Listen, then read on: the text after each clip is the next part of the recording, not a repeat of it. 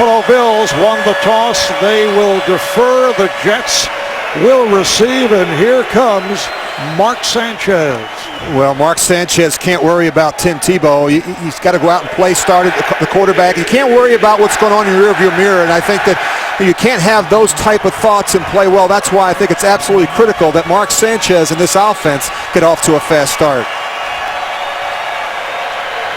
John Potter, Buffalo's kickoff specialist, will get it going as Joe McKnight is back deep for the Jets, 3-year man out of USC. John Potter is the first kickoff specialist for the Buffalo Bills since Brad DeLuiso, who did it in the early 90s for Marv Levy.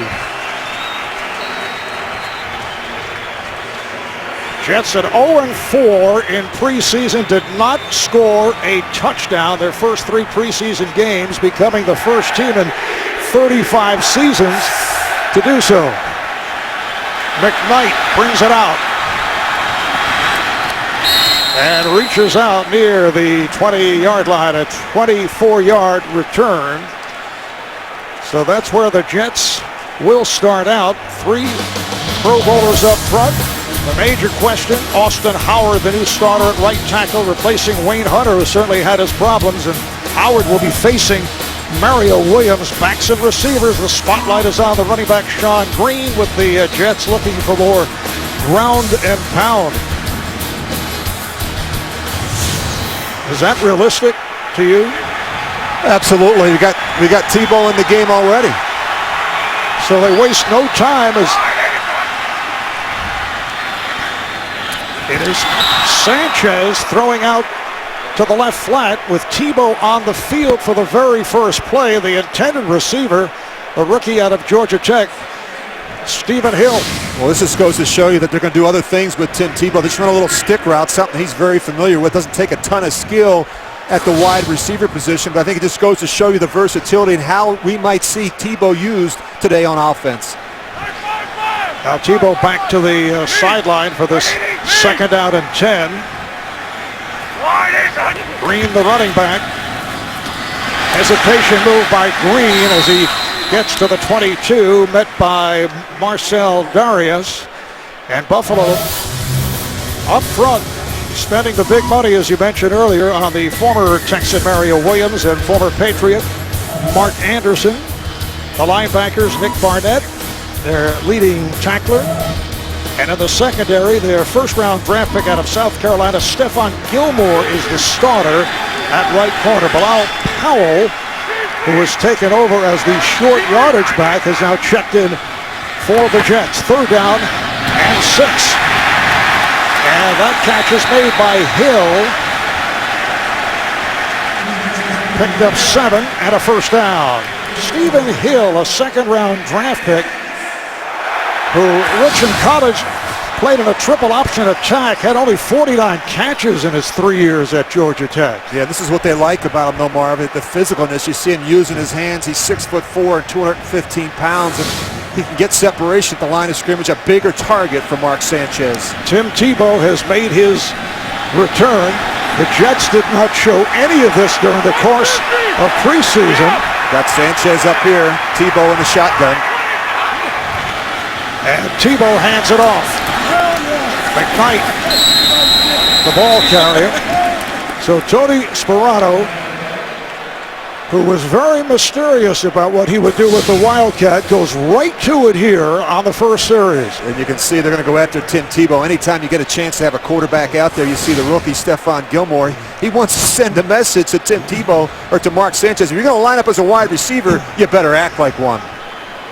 So Sanchez back at quarterback. 2nd down and 7. We're just underway here at MetLife Stadium.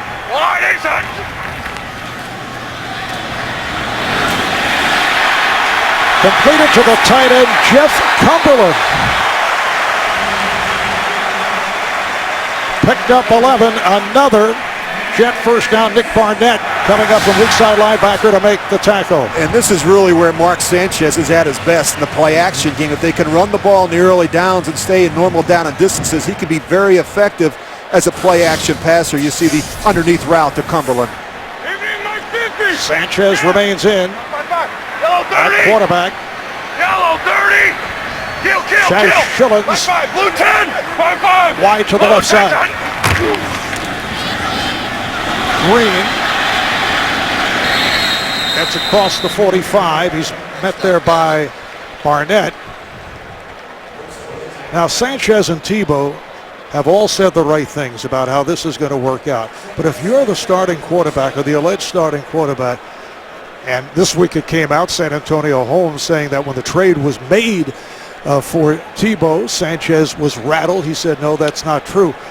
But how difficult is it for a quarterback to keep looking at the sideline? Well, it is difficult. I mean, not only looking at the sideline, but every day you stand in front of your locker, you got to talk about it.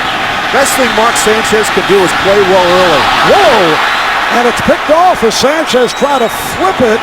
It deflected, and the intercept by Brian Scott. So Buffalo will take over on the turnover. And one of the things you can't do if you're Mark Sanchez, you can't let somebody else's mistake become yours. What happens is the tight end, Cumberland, he's not really expecting it. He throws it on the back shoulder, and Scott is right there to make the interception.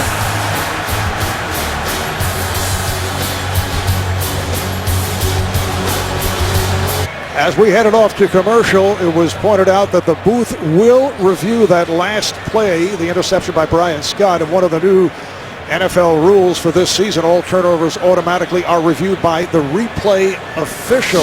And the question, was Brian Scott in bounds when he played this deflection, with what appeared to be an interception? Yeah, just take a look at the right foot, and that's really what gets your attention. And to me, it looks like it's on that white line.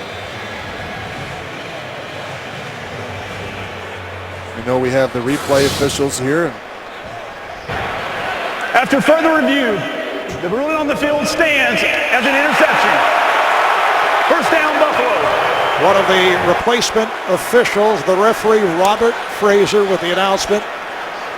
Division II official out of Dallas. So the interception holds up, and the Bills take possession. As an example, Mark Sanchez trying to make a play, just trying to flip one to the tight end. And if you're going to do that, you got to make sure you get it in front of him. And he just kind of get in on Cumberland and surprised him. And Brian Scott was right there to make the play. Fred Jackson is the running back. First and 10 from the 46, but a penalty marker is down. False start. Offense. Number 84. 5-yard penalty. Still first down. It's called on the tight end, Scott Chandler. Ryan Fitzpatrick in his 8th season out of Harvard, and he's a gunslinger, Richie. He led the NFL with 23 interceptions a year ago. Yeah, he just has to avoid the negative plays, and at times this defense, this Jets defense, can fool you. Throwing it away a couple times versus defense is not a bad thing. Handoff to Fred Jackson, and he is gang tackled. Picked up a couple. Look at Buffalo's offense, and what pops out is Cordy Glenn, rookie left tackle, 6'6", second-round pick out of Georgia.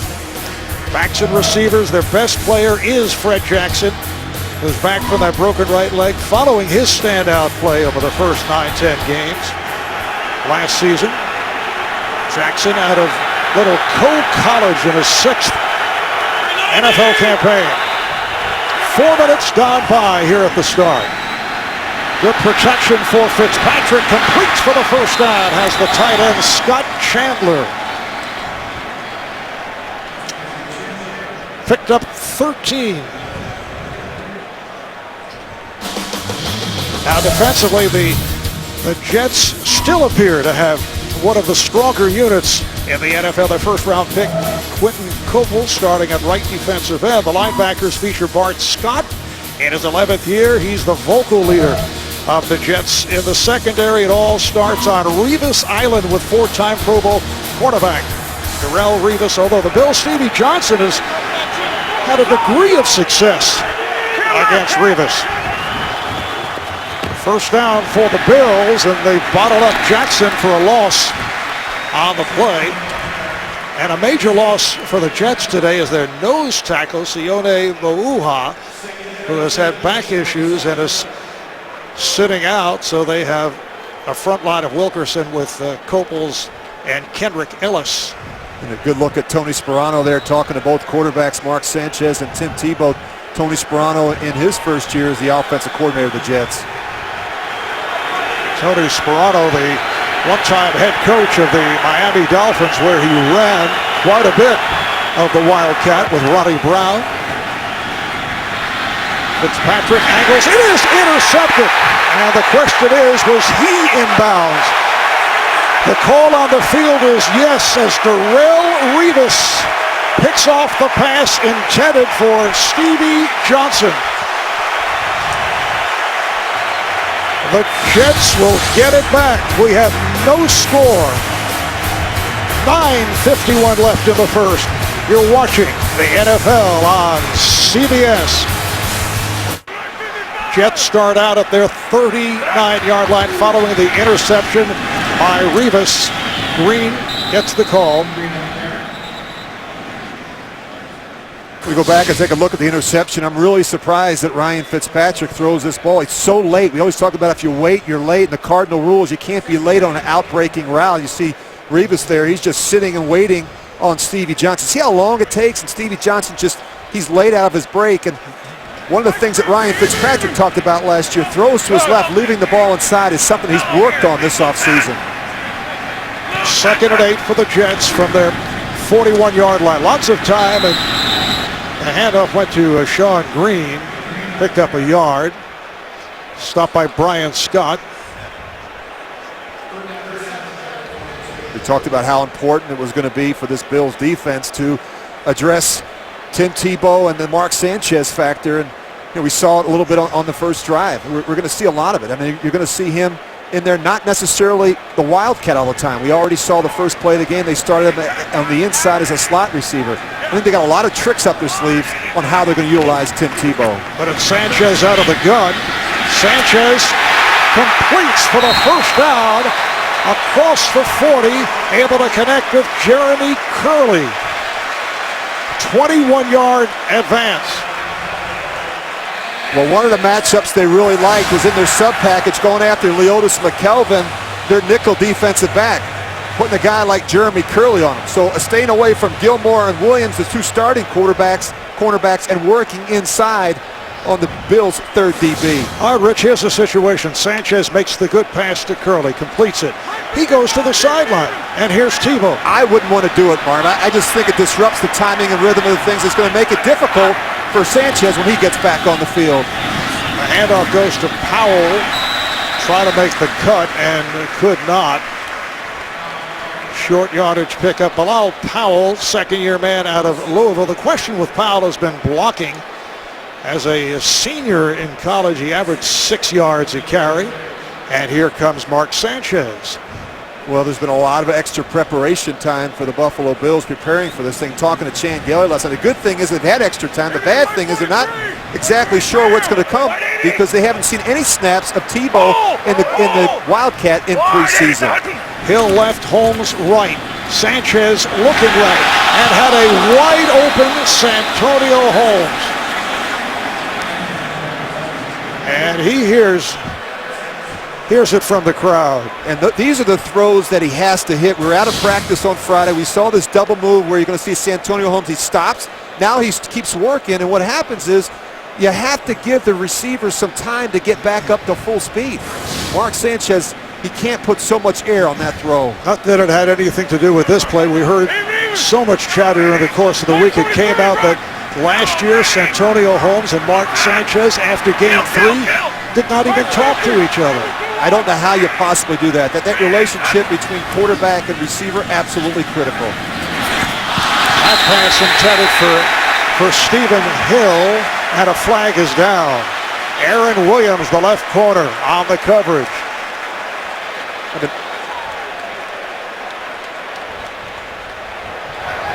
Pass interference. Defense. Number 23. So it is called on the left corner. Second-year man from Texas, Aaron Williams. Well, there's a size of it. Look at the left arm there. He just got it wrapped around Hill, and then, of course, you just see him pulling, and obviously a pass interference. But they like Stephen Hill. He's raw. He's very talented. He's got rare measurables and playmaking ability and what I would call unusual speed at 4.33. Hand off to Green. Off the good hole, has a first down. Wide open up the middle. Jarris Berg, the free safety, came up to make the stop. It's a 12-yard run for Green. And again Tebow in. Now there'll be adjustments from Buffalo defensively. They want to know whether Sanchez and Tebow are in the game together. Is it just Tebow? That changes the fronts that they play. And the big challenge, I think, for Buffalo defensively, you've got a quarterback in there now that can function in the Wildcat, and the threat of the pass is huge. I mean, we know Tebow can throw the ball down this part of the field. Rich, is this the most extensive use of the Wildcat you've ever seen? I think we're going to see a lot of it. The more successful it is, now all of a sudden you get a chance to see the guy run. He's 250 pounds. He can move people inside. So Tebow picked up 4. Now, during the preseason, the Jets, as I mentioned right at the start, did not score a touchdown their first 3 preseason games. The last team in that situation, the Atlanta Falcons, back in 1977, and the Jets did score a touchdown in their final preseason game against the Eagles. Sanchez is back in. Second down and 6. Off the pump, fires end zone, touchdown, Jets! Jeremy Curley with the catch.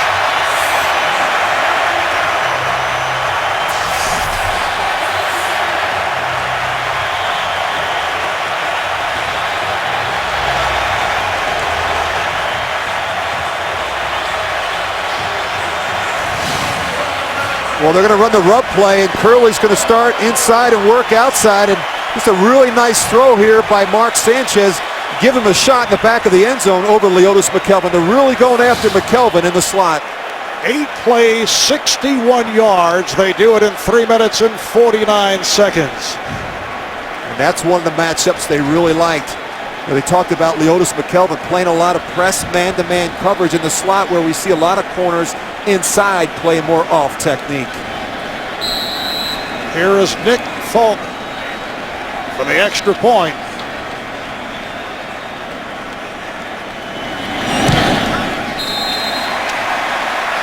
Six minutes to go in this opening quarter. We have seen quite a bit of the 2 quarterbacks, Mark Sanchez and Tim Tebow, and it has worked for a 7-0 Jet lead. Well, this has certainly been a tumultuous offseason and training camp for the New York Jets. First, they look to sign free agent Peyton Manning. Manning signs with Denver. Mark Sanchez signed to that contract extension, and then the Jets trade for Tebow. And the other day, as we mentioned, Santonio Holmes says that Sanchez was rattled by that move, which would certainly be understandable. And then during camp, Jets just covered around the clock by the news media, including cable and local TV outlets setting up.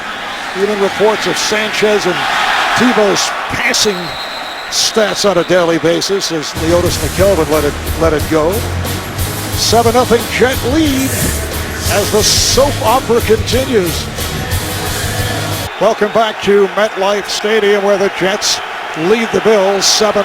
Buffalo back to the offense, starting out from their 20. They go with the 2 running backs, Fred Jackson and C.J. Spiller.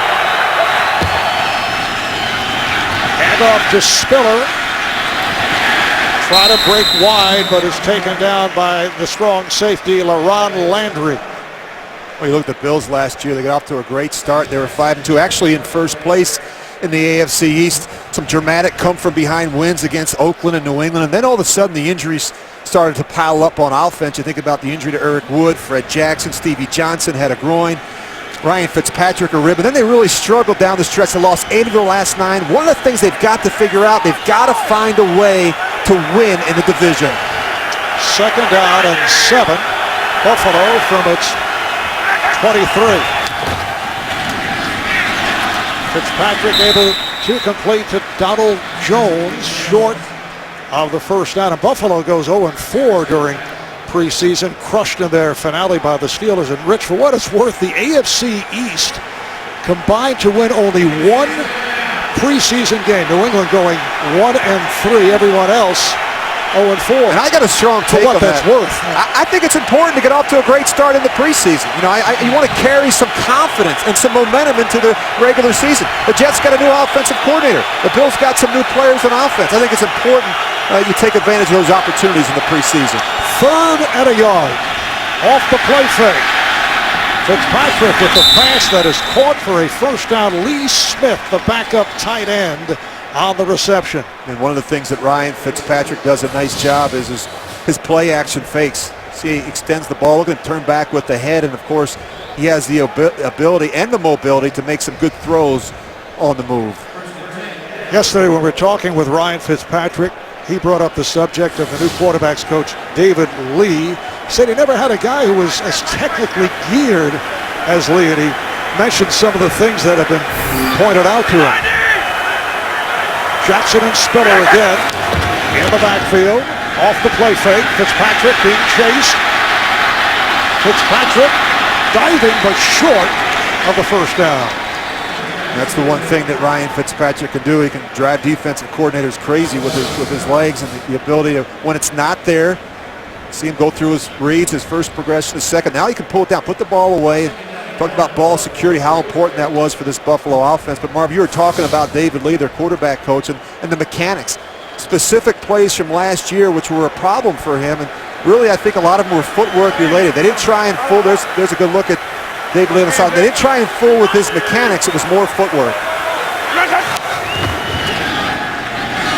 Big hole on the left, and Jackson picks up the first down. David Lee is one of the masters of the Wildcat. Of course, the Buffalo Bills have a specialist, the former Jet Brad Smith, but Ryan was telling us that Lee showed him via video why he was missing throws. He said, when I'm throwing right, the ball was kind of dying on me, and that had a lot to do with my footwork. Yeah, I don't know that Ryan's got what I would call an ultra strong arm. He's very effective. He does a great job anticipating, getting the ball out. So he has to use his entire body to throw the football. Your core, your lower legs, and when they're not in sync, you can have some problems. First down from the 47. He had the time, but the pass too high, intended for the tight end Scott Chandler, covered by Antonio Cromartie.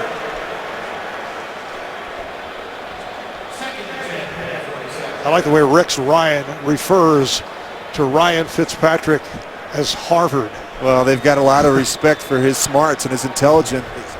And Rex was saying how frustrating it was in going against a quarterback like Ryan Fitzpatrick because he gets the ball out so quick. It's hard to get the rush there. Even if you bring extra rushers, 5 and 6, boy, this guy is quick. He knows where his quick answer throws are.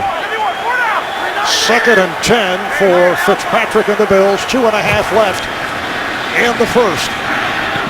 Oh, it is picked off. Once again, Fitzpatrick intercepted. This time it is Kyle Wilson with a beautiful diving interception.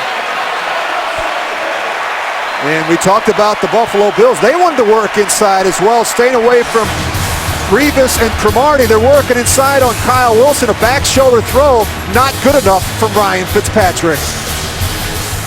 Ryan Fitzpatrick picked off for a second time. The Jets have a 7-0 lead as we come up on 2 minutes to play in the first. Powell taking that handoff and a stop at the line by Nick Barnett.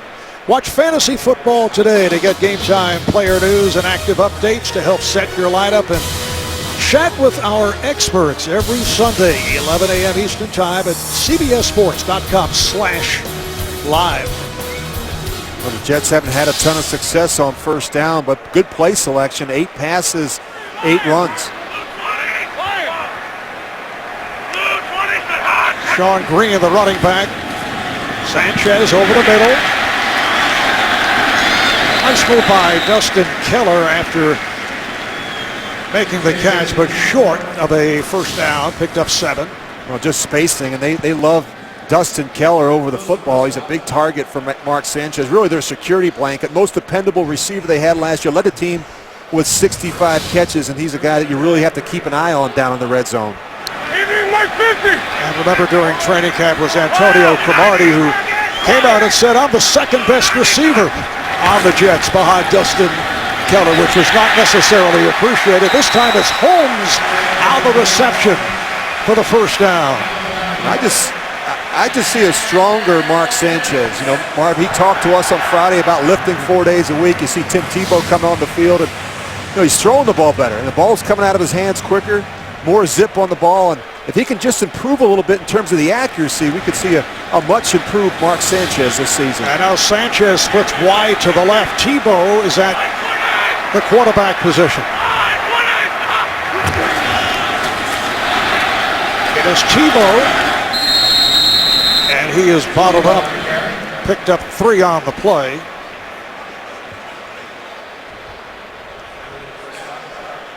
It's a rare bird right there, a guy that's 6'3", 250 pounds. You look at those forearms and biceps and those shoulders, and he's a guy that can run up inside you. Mark Sanchez getting a little bit smarter now with the rookie Gilmore. You got to protect yourself. You're going to line up out there as a quarterback. A little lesson in life for you kids out there. That's the end of the first quarter.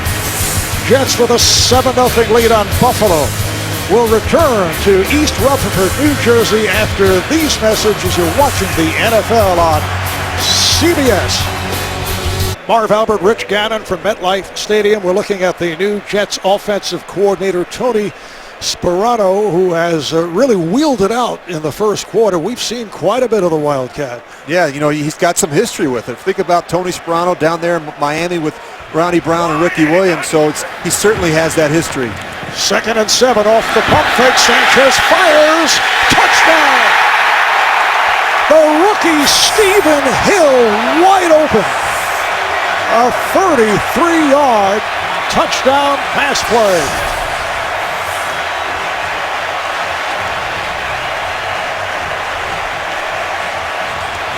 And what you want to find out early is about this first-round pick, this rookie corner, Stephon Gilmore.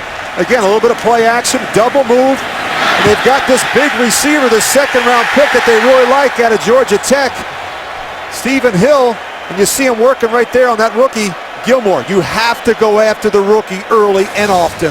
And Hill taking some criticism during preseason. He had several drop passes. So much for preseason, and no touchdowns being scored. Here's Nick Falk for the extra point. 5 plays. 52 yards, 2.5 minutes, and the Jets with a 14-0 lead on the Bills. A dramatic start for Mark Sanchez and his New York Jets, 7 of 10, 100 yards, 2 touchdowns, picked off once, and the Jets with a 14-0 lead here in the opening minutes of the second quarter. The kickoff by Falk, a good one. And they'll bring it out to the 20 as McKelvin was able to make the catch deep in the end zone. In the battle for Las Vegas, only one man can win. Dennis Quaid and Michael Chiklis star in Vegas, premiering Tuesday, September 25th, only CBS. Well, the Jets, despite the disappointing season a year ago when they went 8 up and 8 down and lost their last 3, did win both meetings against Buffalo. They have won the last 5 and 7 of the last 8. Bills start out from their 20-yard line.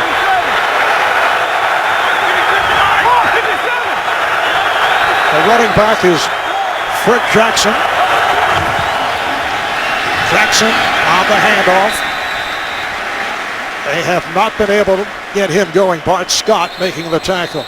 When you go back and look at the way Ryan Fitzpatrick started the first quarter, not the kind of start he was hoping for. 2 ugly interceptions, and in both cases, he misses an out-breaking route behind the receiver. And I think he's just got to speed things up a little bit with his mechanics.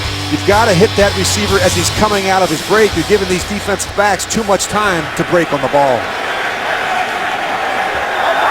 Fitzpatrick looking at a 2nd down and 7. He has C.J. Spiller in the backfield, the tight end Chandler in motion. And a flag is tossed.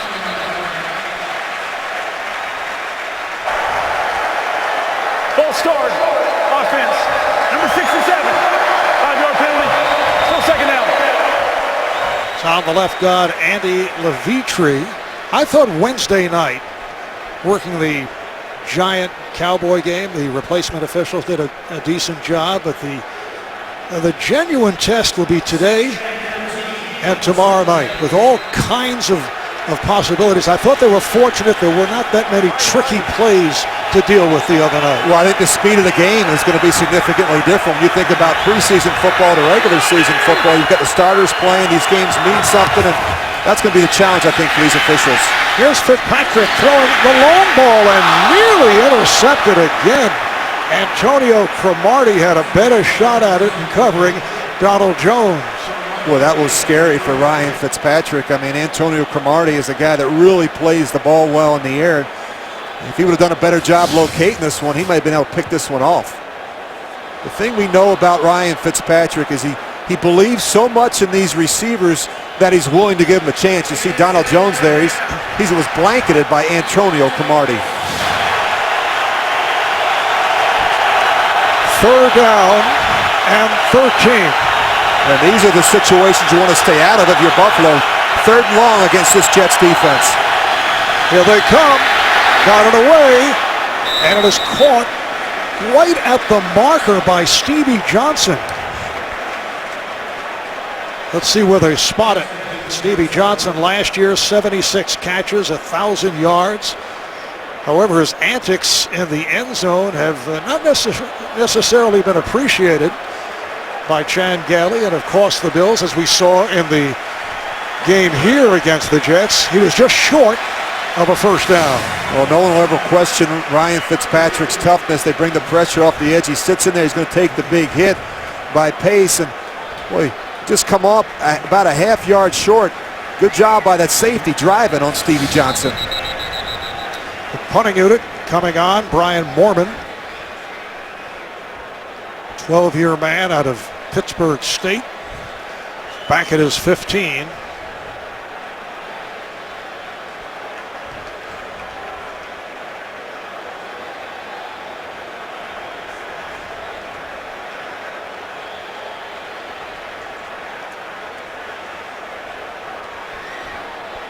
Looked like the referee picked up a flag. There was a flag tossed.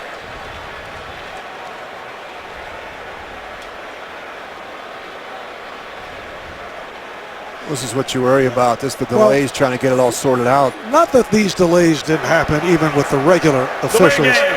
By the offense. 5-yard penalty.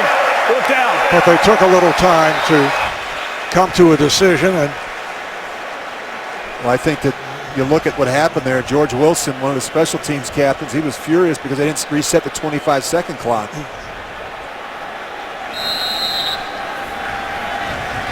Jeremy Curley is back deep.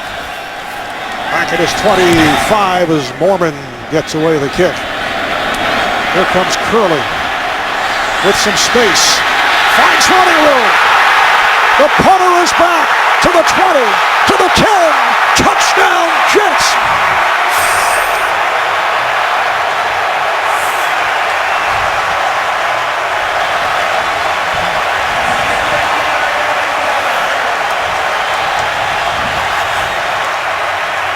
Jeremy Curley takes it back 68 yards.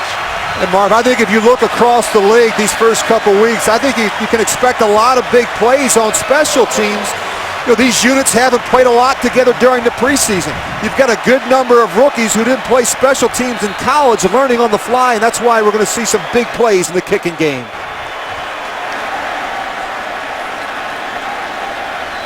Once again, here is Vic Falk, who has had a busy first half.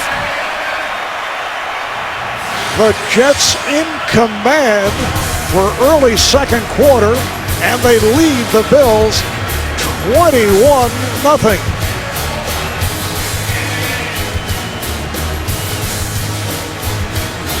Well, Rich, talking yesterday with Buffalo defensive coordinator Dave Wannstedt, he said, I don't know what to expect. I don't think this is something the Jets expected. It was a fast start, and what they're hoping for, Marv, you look at how well Mark Sanchez has played after that early interception, a couple touchdown throws. They get a big play on special teams, and of course 2 turnovers from the defense. This is the kind of start the Jets needed at home. The punt return by Curley, the first of his NFL career, and the first punt return for a touchdown by a Jet since back in November of 2002. I should say Curley's first punt return for a touchdown in his 2-year career. So they'll bring it out to the 20-yard line. Hey, tonight on 60 Minutes, well, he was one of the Navy SEALs who shot Bin Laden. The dramatic story that he tells is only on 60 Minutes tonight, only CBS.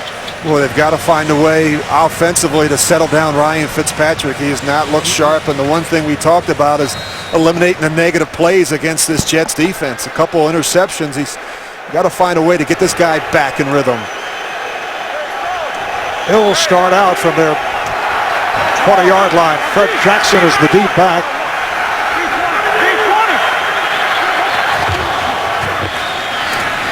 Well, Fitzpatrick with the give.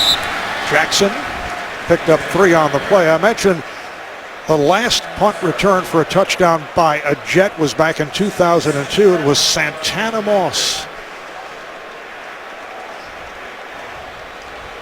A good look at Fred Jackson, and you know, he's such a big part of what they're trying to do offensively, but when you fall behind 21-0, that takes away, I think, their ability to run the ball a little bit. What you don't want to do is become a one-dimensional team against this Jets defense.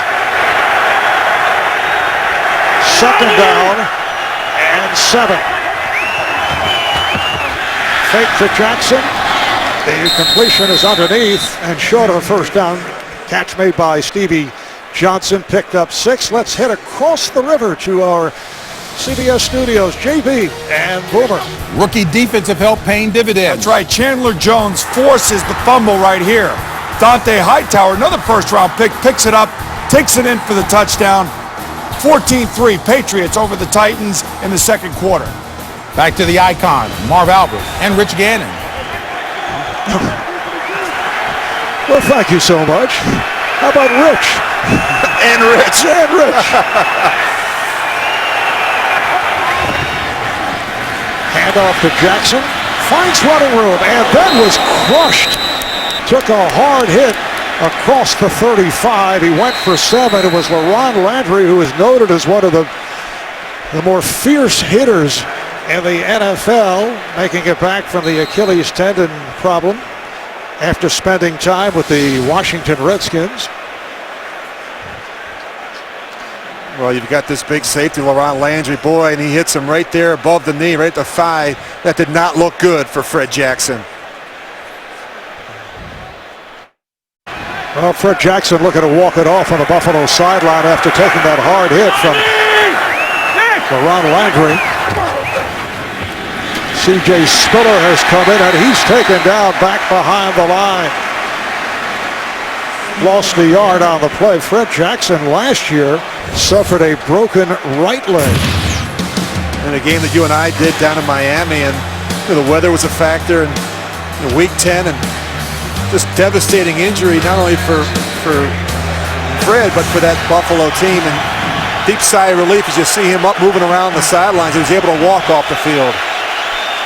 To this point, just 15 yards on 6 carries. Jets have done an excellent job against Jackson. Spiller is now in the backfield. 3rd and 4. Here they come. And Stevie Johnson with the leaping catch for the first down. He made it in front of Darrelle Revis. Stevie Johnson was called a questionable coming into today with a sore groin. And Revis talked about the game last year. He said he's got to do a better job getting his hands on Stevie Johnson at the line of scrimmage. He said he's a very unorthodox route runner. He never gives you the same look twice. And so that was one of the things Revis, where he said he was playing off a little bit last year. He said today, a little bit of a different game plan. I've got to change it up, but one thing I have to do is disrupt his timing and rhythm at the line of scrimmage. And for some reason, the Bills, and they've done it successfully, the one team that will go at Darrelle Revis. Usually teams stay away. Here's Fitzpatrick. Overthrows the intended receiver, Donald Jones. Revis has made the statement he feels kind of lonely out there because he's basically in single coverage every week. Well, they know what they have. They're going up against what they think is the best defensive back they'll face all year, but they've got a player that loves to compete and is very good at defeating man-to-man coverage. I think this is a good matchup, one that Stevie Johnson has had some success with last year. He's the one guy that scored a touchdown against Revis in all of last season. Second and 10. Buffalo at its 44. C.J. Spiller finds the running room, breaks tackles to the 20, to the 10. Touchdown, Buffalo. LaRon Landry tried to wrap him up and could not. C.J. Spiller, who started 11 games last season when Fred Jackson went down with that broken leg, and he averaged 5 yards a carry. Final 6 games, goes for 56 yards for the score. I just think playing at the end of the last year, you'll just watch this hole open up, and C.J. Spiller, he's just going to go right up inside, and he does a nice job splitting. You're going to see LaRon Landry here and Bart Scott. He's just going to run right through the tackle. And we talked about him playing at the end of last year and how key that was. He played really well, and of course, he looked sharp in the preseason. A much more confident back. Ryan Lindell adding the extra point. The Bills go 7 plays, 80 yards. 3 minutes, 34 seconds. Buffalo trying to get back into it. The Jets now lead the Bills 21-7. 6 minutes gone by in this second quarter. Marv Albert with Rich Gannon on a beautiful 82-degree day in the New York metropolitan area. Joe McKnight back for the kickoff from the specialist John Potter. McKnight will not have a chance. He had a tremendous season last year, averaging 31 yards per kickoff return, so they'll try to keep it away from McKnight. You go back to the touchdown run here. Just keep an eye on the right side of your screen. You're going to see Bart Scott come in. What he's trying to do is he's just trying to strip the ball. He's not really going for the tackle. He's assuming that LaRon Landry is going to make that play. You've got to make sure you get the back on the ground. That's got to be the primary thing. Nice job by C.J. Spiller. You just see him splitting that tackle. The Jets start out from their 20 with Mark Sanchez at quarterback. Sean Green picked up 2 on the play. The story offensively, aside from the combination of Sanchez and Tebow, is Jeremy Curley, who last year used sparingly, had just 1 touchdown. This is second season out of TCU. He has already in this first half scored 2. One as a receiver and the other on that gorgeous punt return. Yeah, I was concerned a little bit about the timing and the rhythm of the passing game. Santonio Holmes had some ribs. Dustin Keller, Jeremy Curley both had hamstring injuries. Santonio Holmes with a blocker. And is taken out across the 40 by Kelvin Shepard, the middle linebacker. A 17-yard advance. And you've got to find ways to get Santonio Holmes going as well. A little quick screen. He's just going to work back inside. You see Dustin Keller. He comes out and gets the kick-out block. You see your Pro Bowl left tackle, DeBrickashaw Ferguson. He's chasing Jarris Byrd down the sidelines. And you just want to find ways to get these guys the ball in space and let them go to work. And Jason Smith also involved in the blocking scheme. Smith a pickup via a transaction with the St. Louis Rams. This is Green.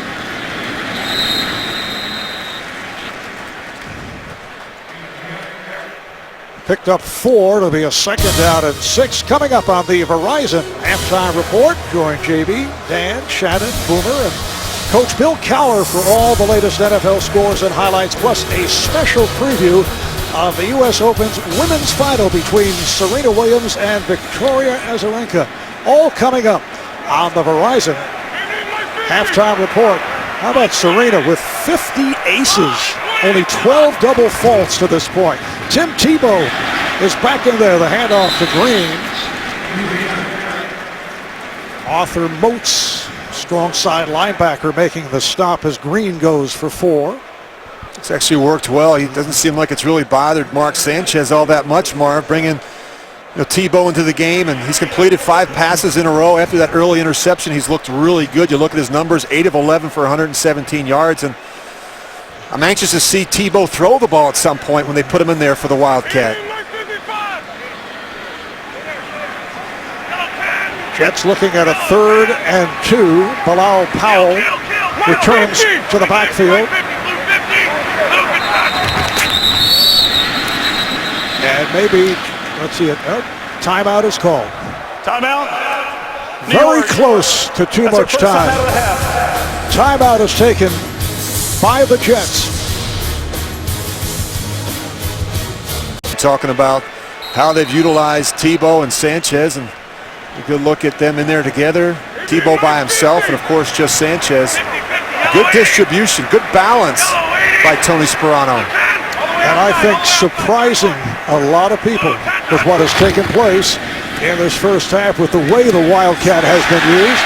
And that is completed to Stephen Hill, who has been a major factor in this first half. You get a good look at Fred Jackson heading to the locker room, and that's obviously not a good sign for the Buffalo Bills. They need him, and hopefully some x-rays come back negative and we get a chance to see Fred here in the second half. 5-yard pickup, first down for the Jets. Green is back on the field.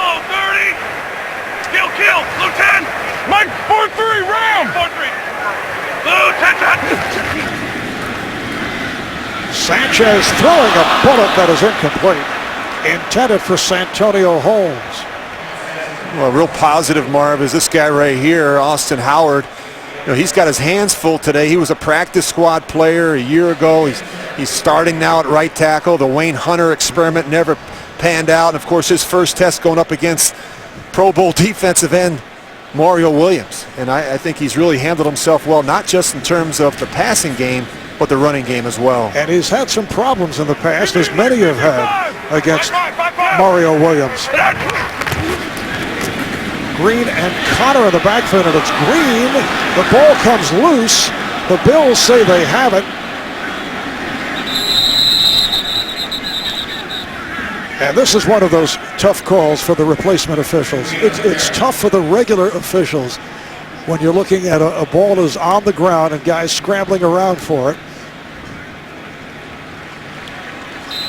And the call is the Jets maintain possession. Sean Green was on it.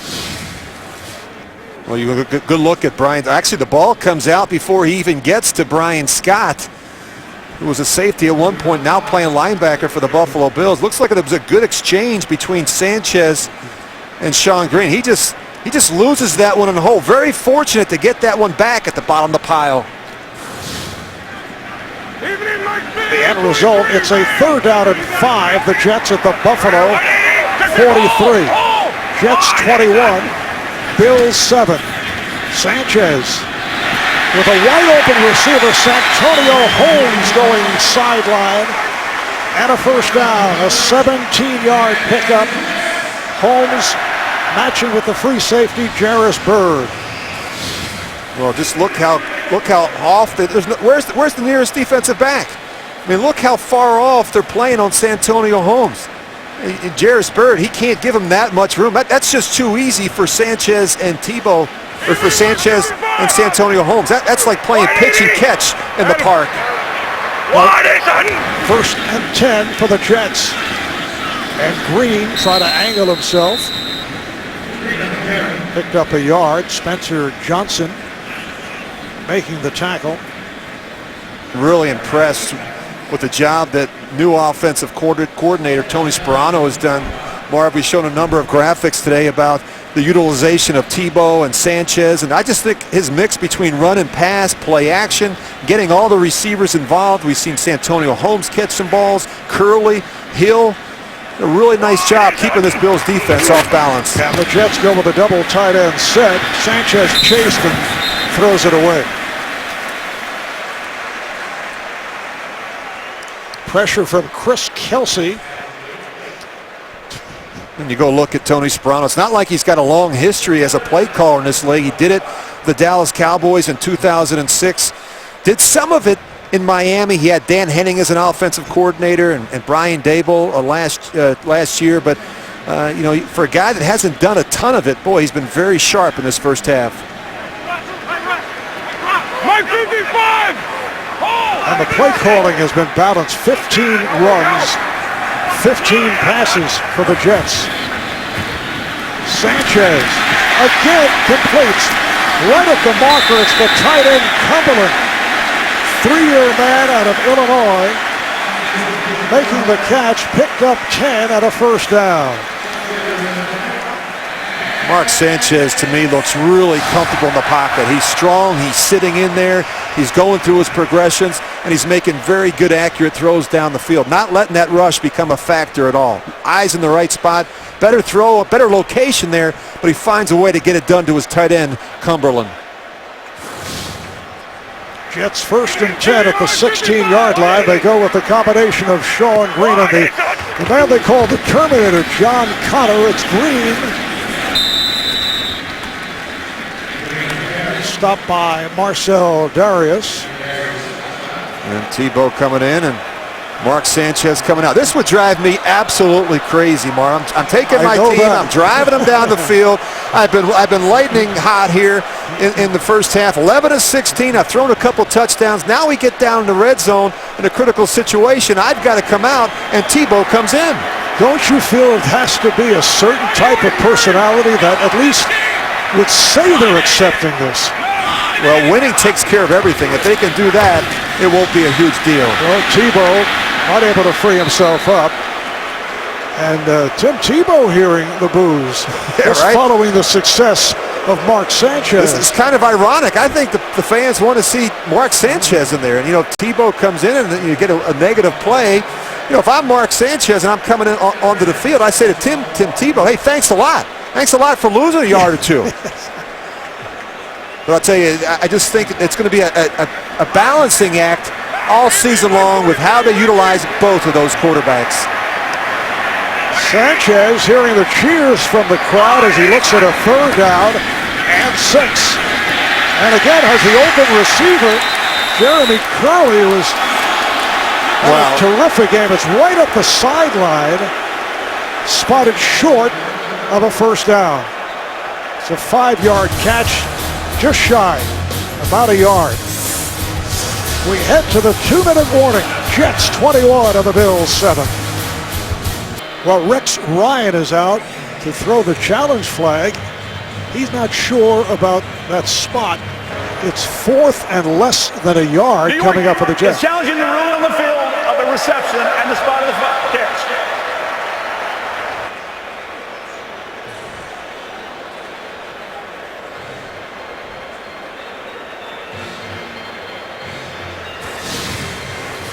Well, a couple things. This is a throw that Mark Sanchez would love to have back. It's high, and he makes Jeremy Curley make a circus catch. Now watch where he extends the ball. This one's a lot closer. I think clearly the official on the sidelines gets the spot wrong. Now whether or not it's a 1st down or not, I'm not sure, but that ball should be placed, I think, just around the 6-yard line. You can see the foot mark right here. But that's a simple throw that Mark has to make, and now we're not having this discussion about whether or not we should go for it on 4th down. What you don't want to do is you don't want to make the simple throws look difficult. And really nice effort here by Jeremy Curley. You see him extend that ball very close to the down marker.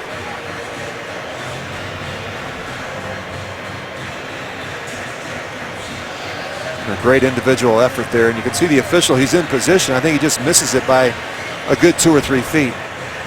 And the replay official upstairs, Bob McGrath. Now he is a regular replay official, has nothing at all to do with replacement officials. We also have Carl Johnson here, the vice president of officiating. He's in the observer's booth, and as opposed to being in the war room back in New York at NFL headquarters, and so we make sure they get it right. That's the bottom line. And talking to Ray Anderson, the vice president of football ops, he talked about a collaborative effort. All hands on deck. They've got a supervisor on the sidelines. They've got replay officials upstairs, all helping the on-field officials to make sure they get the call right.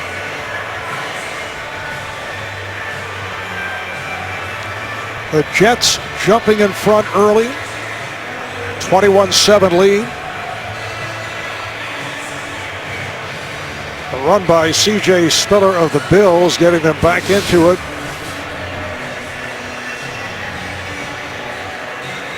Well, it's really hard to tell from this angle.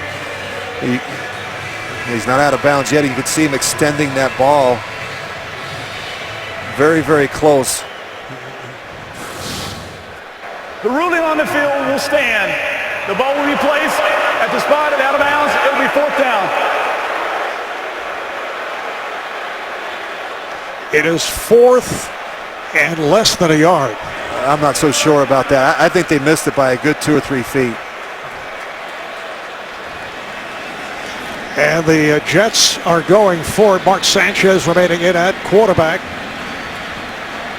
Now, a number of things can happen here. We could get no snap, no play where the Jets don't actually snap it. They try and draw that Buffalo defensive line off sides.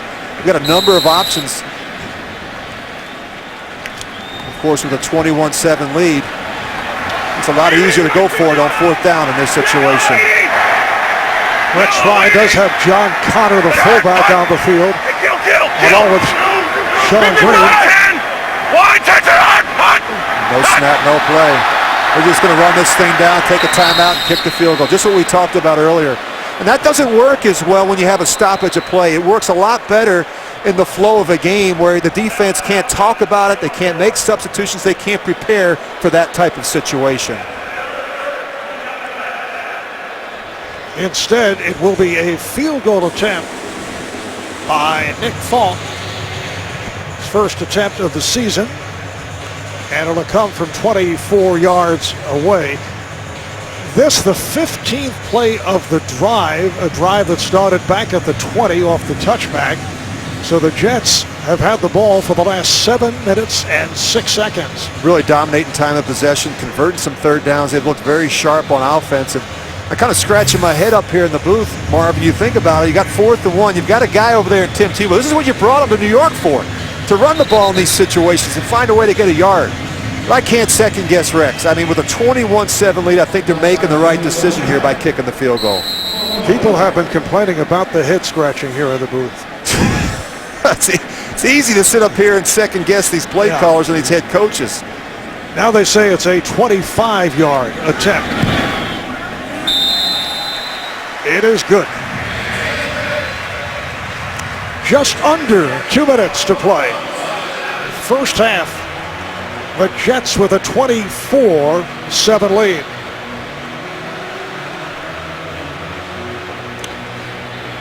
Now Rex Ryan did say several times during the course of the week, no more Super Bowl predictions. But he did say it may be his best team, which was hard to take seriously when you consider the Jets making it to 2 AFC championship games his first 2 years. And as it turns out, they've done very well here in the first half. But all those statements led to cartoons in various newspapers, including the New York Post, which featured some of the Jets in a clown car, referring to the team as a circus act, which was not particularly appreciated by the team. No, you know, I think, listen, they're trying to find ways to improve their football team and get better. And I think this can work. And the thing that's going to help it is the fact that Mark Sanchez and Tim Tebow are friends. Ironically enough, Mark Sanchez actually hosted Tim Tebow on a recruiting visit to USC. So their relationship goes back a long way. They kept in touch with each other when they were in different NFL cities, and it's ironic that they wind up here together in New York. Another deep kick. And McKelvin staying right there. They'll bring it out to the 20-yard line. Now, you've been in situations where you were the starting quarterback and a backup would come in, or vice versa, before you settled in Oakland and had those terrific seasons. You say, well, they're friends, but over the course of a season, that can change. It really can, and I think that, you know this about Tim Tebow, and I'm sure Mark Sanchez is a bright enough guy to figure this one out. That guy did not come here to be the backup. He's ultra competitive. He was a starting quarterback last year. He led his team to a division title in Denver. They won a playoff game. Tim Tebow's convinced that he can be the starter here. So I think healthy competition, I think, can be good for both players. Buffalo from its 20-yard line. Fitzpatrick fires it down. And it is either dropped or fumbled. Let's see what the call is. It is picked up. Picked up by Jeremiah Bell. And he is hit from behind. And now it's recovered by LaRon Landry in a bizarre play.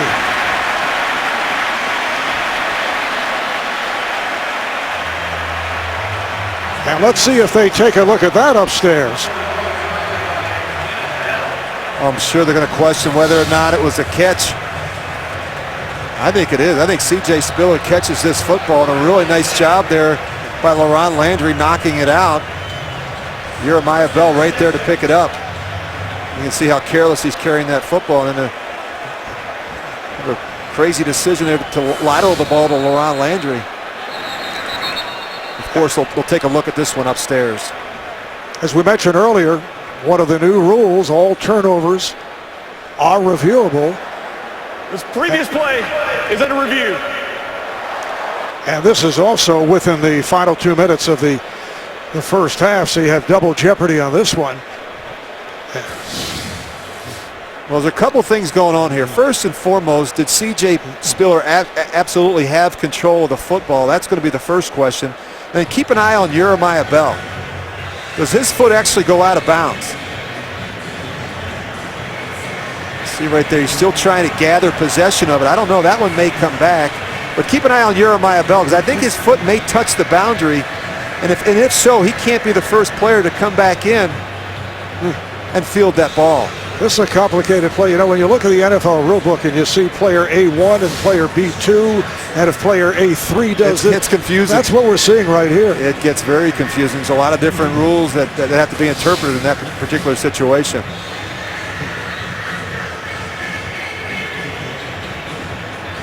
I don't know if he had clear possession. That's going to be the question, I think, for the officials. Now, keep an eye on Jeremiah Bell. Yeah, he's no question there. He is definitely on the playing surface, so that's not going to be an issue. The question is going to be whether or not C.J. Spiller had possession.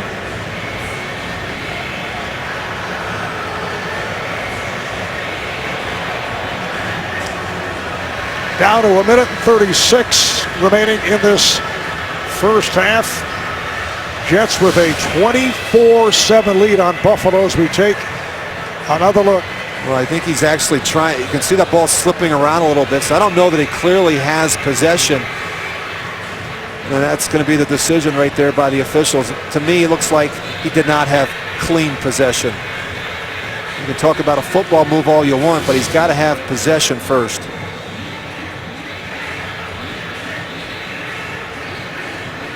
Well, these safeties have really shown up today for the New York Jets. They went out and got Jeremiah Bell, LaRon Landry in free agency, and these guys have a lot of experience, particularly a guy like Jeremiah Bell who played down in Miami for Tony Sperano. And with Eric Smith out of action because of the knee and hip injuries, the deep men are Bell and LaRon Landry. You always worry, Marv, about communication on the back end, and this is not an easy defense to pick up overnight. A lot of communication and checks and adjustments versus different looks offensively, personnel groupings, formations, and so far today it's been pretty clean from that secondary. All right, here's the referee, Robert Fraser. The ruling on the field of a fumble and return stands. It'll be New York's ball, first and 10 at the 47-yard line. I think when in doubt, you go with the call on the field, and that's in that situation, that's what we saw. I guess they felt like clearly he had possession. Buffalo with its third turnover following the 2 interceptions thrown by Ryan Fitzpatrick. Sanchez. Powell has a first down inside the 40-yard line. Hit down by George Wilson. That's good for 16.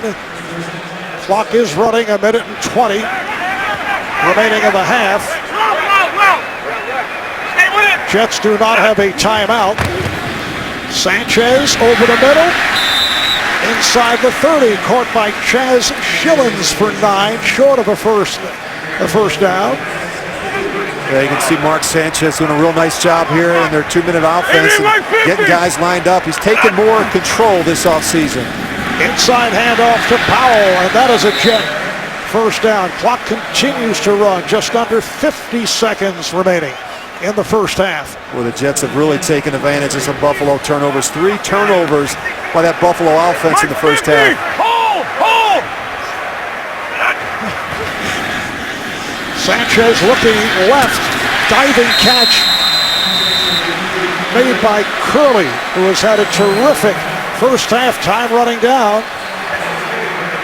7-yard pickup. Now he spikes it. That stops the clock with 21 seconds to go in the first half. And coming up on the Horizon halftime report, guys getting ready. Boomer pretending that he's actually putting his notes together. Join JB, Dan, Shannon, Boomer, and Coach Bill Cowher for all the latest NFL scores and highlights, plus a special preview of the U.S. Open Women's Final between Serena Williams and Victoria Azarenka. That's all coming up on the Verizon halftime report. And Mark Sanchez doing a really nice job working in the middle of the field. You're getting so much two-deep coverage from Buffalo, trying to help those corners, and he's taking advantage of it by checking the ball down to Powell and working inside to the tight ends and to the backs out of the backfield. 5-yard penalty, still third down. Delay of game called on the Jets. Mark Sanchez saying, yes, I know. 21 seconds remaining in the half. So they push it back to the 21-yard line. It's a 3rd down and 8. Well, a critical mistake in the red zone. I mean, coming off of a clock stoppage like that, you can't afford to take a delay of game in this part of the field. It's Curley in motion. Sanchez with the pump, throws end zone for Holmes. And he is out of bounds. He made the catch, but out of the end zone. What an incredible effort by Santonio Holmes, and they fit this one in double coverage. Gilmore knows he has help over the top. No reason why Jairus Byrd's eyes should be inside. I think Santonio Holmes gets that right foot and down, and I think this is a touchdown. Look at the extension, and now watch the right foot, how he drags it in. Yes. But the hand. But his hand, you're right. The left hand came down first. I was so taken back by his ability to control those feet and get that right foot in. Yeah, I think you're going to get a good look at it. You see that left hand breaks his fall. This will be back to the booth review. You want to see is does the right foot come down before that left hand? And I think that left hand actually comes down first. Boy, that's really close though. What an incredible effort by Santonio Holmes. And a really nice throw by Mark Sanchez. I have no idea what Jairus Byrd is doing at the safety position. They had no number 2 receiver inside. He knows he's got to help the quarterback. He's got his eyes in the wrong place. He's staring down Mark Sanchez as Mark Sanchez is trying to look him off.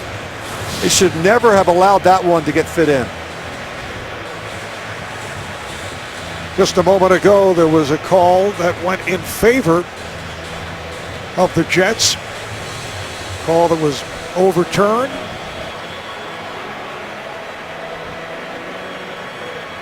So in these final 2 minutes, it's been busy times upstairs. The Jets kick or attempt a field goal from this spot. It would be about 39 yards. The ruling on the field is confirmed of an incompleted pass, 4th down.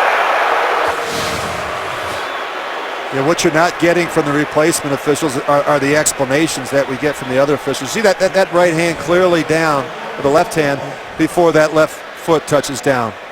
I think it was the right call by the replacement officials. I agree with you. They should say because the hand was down, and people see it here on the board and might not realize that from the perspective.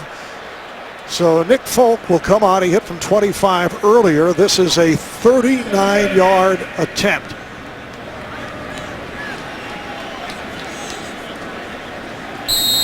With 16 seconds remaining, going for the field goal because it is a 4th down play for the Jets. And this one is good.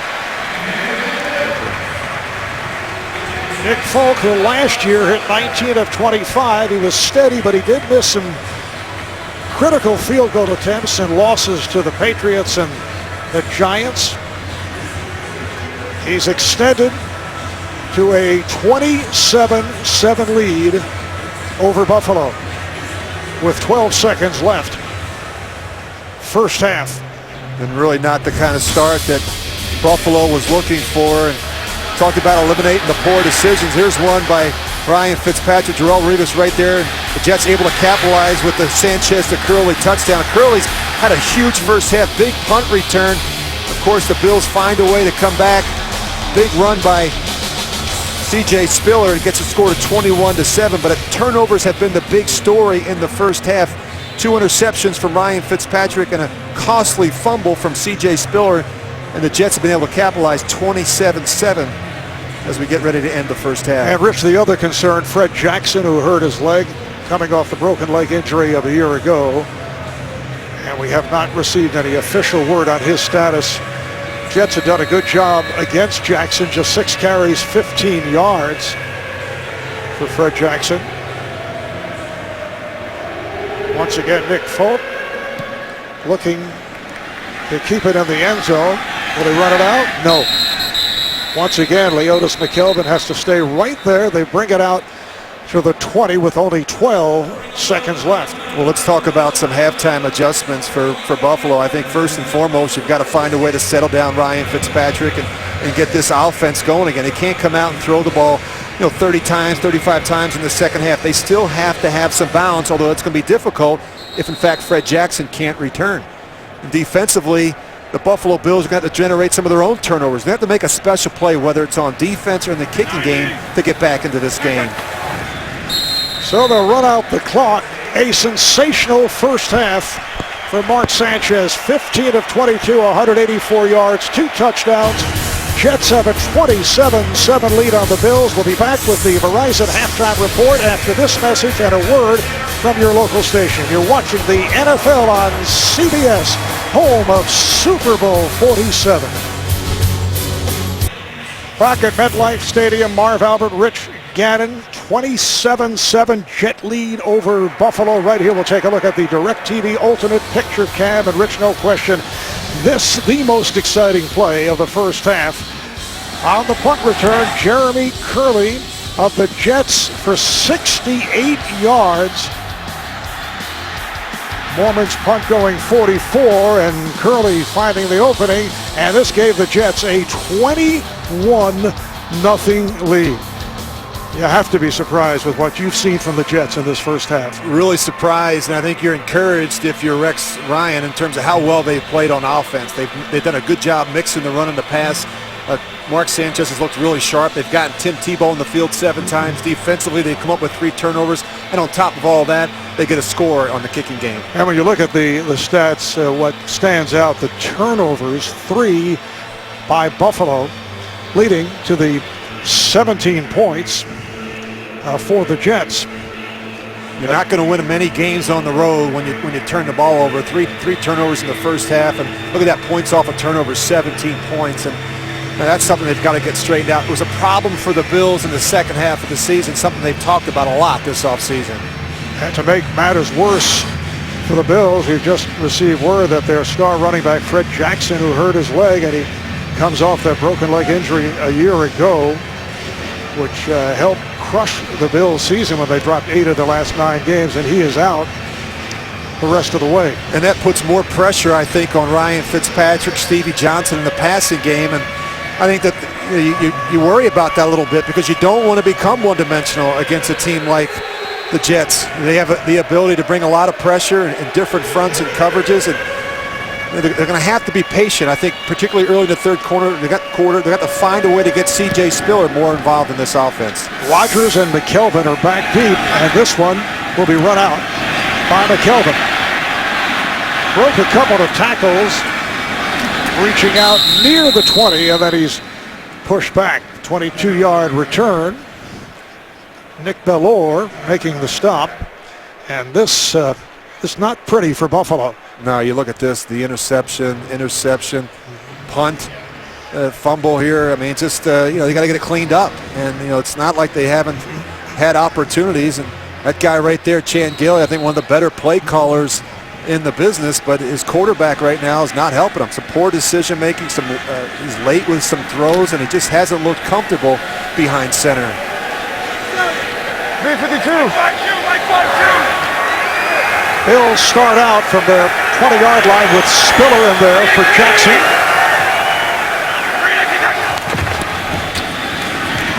Spiller finding a hole. Makes his way to the 27-yard line, met by Bart Scott.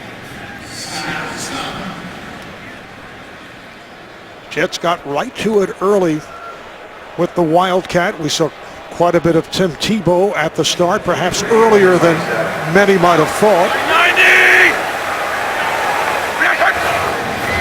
Second down and 3. Inside handoff to Spiller. Takes to the outside. Has a first down across the 35, taken down by the strong safety, LaRon Landry. It's interesting to see the Bills go a little bit of a hurry-up offense. And one of the things when you're struggling offensively to kind of find your rhythm, this can help a quarterback like Ryan Fitzpatrick. He's been very good in 2-minute situations and hurry-up situations. Sometimes this can really help the quarterback.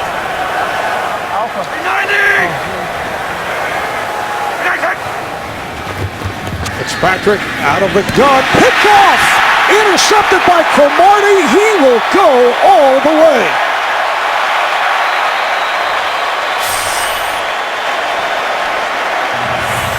Antonio Cromartie takes it back 40 yards for the touchdown. And the poor decisions have been killing Ryan Fitzpatrick. This is a day he'd love to forget. And what happens, he gets fooled here. He's thinking it's man-to-man coverage. He doesn't realize that Antonio Cromartie is sitting on the outside looking back in. He never feels the corner outside. He just locks onto the receiver. You've got to be able to see out in front of throws. The extra point try by Nick Folk. Looks like he lost his balance but able to put it through. And the Jets add to their lead. Fitzpatrick picked off by Cromartie, and he goes the distance. It has been a long day for quarterback Ryan Fitzpatrick. Just 7 of 13, 80 yards, and picked off 3 times. The big playmaker, Antonio Cromartie, just returned it 40 yards for a touchdown. So once again, Rodgers and McKelvin are back deep. And another good kick by Folk, so they'll bring it out to the 20-yard line. Well, you go back, you look at it from an all-22, and what you're going to see is the outside receiver, Jones. He's going to clear, and what they're trying to do is get this inside route to Nelson. But what they've got is they've got 2 deep coverage, and you're going to see the corner. He's just going to fall off. He's going to fall off. He sees this the whole way. I mean, and this is a throw that Ryan Fitzpatrick simply can't make. You see Antonio Cromartie out there. He's shocked. He's stunned. He can't believe that Ryan Fitzpatrick just served up an easy interception. Now the Bills make a change. They go with Tashard Choice, 5-year player out of Georgia Tech. In the backfield, coming on for C.J. Spiller. Scott Chandler, the tight end in motion, lines up in the slot. And Fitzpatrick with the toss. Choice able to make the turn, but bumped out by LaRon Landry, and a flag is down. Well, we've seen LaRon Landry. Now, this guy's a thumper. I mean, he looks like a linebacker playing safety. You look at the size of this guy. Big legs and big arms. Spends a lot of time in the weight room. He's a guy that loves to be in there. It shows up on the field. You saw that big hit in the first half that he put on Fred Jackson. By the offense, number 77. 10-yard penalty. So first down. And the call is on the rookie left tackle, Cordy Glenn. There's some guys that spend a lot of time in the weight room. See how big Tebow is. At times I think he's too big. If I were coaching Tim Tebow, I'd say less time in the weight room, more time working on your flexibility and your range of motion. But you can see Sanchez. Those guys have competed in everything that they've done this offseason, running and conditioning, in the weight room, out on the practice field. It's been healthy competition. It's been good so far for the Jets. First and 20 back at the 10. Here they come. Fitzpatrick coming up short. Mark Sanchez telling us that he now weightlifts 4 times a week. Like you, 4 times a week. Exactly. That's the point I was trying to get to. I'm sorry. In the past, it was just 3. And I felt with the 3, it just was not enough. I know. You and Sanchez talking about the legs and the back work and the curls and this curls for the girls. Was this a fantasy conversation? I think so. C.J. Spiller back on the field behind Fitzpatrick. Spiller out to the 15, met by the man they call the hit man, the inside linebacker, David Harris. Well, I thought it was important for the Jets to get back to playing the type of defense that they're capable of, getting back to being kind of the backbone of this franchise. I think they lost some of their swagger a year ago, and clearly today they've gotten it back.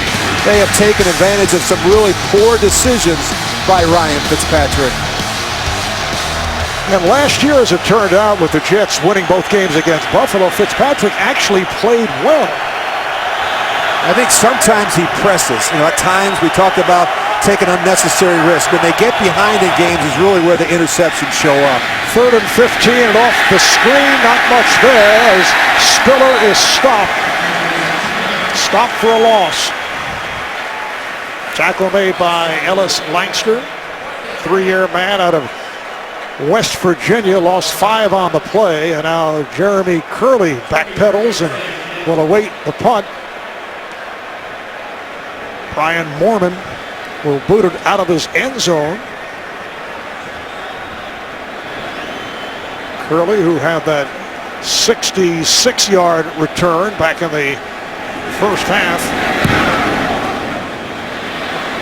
Good hang time, and this one carries out.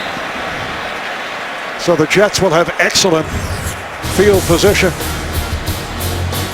Jet ball when we return. They lead it 34-7.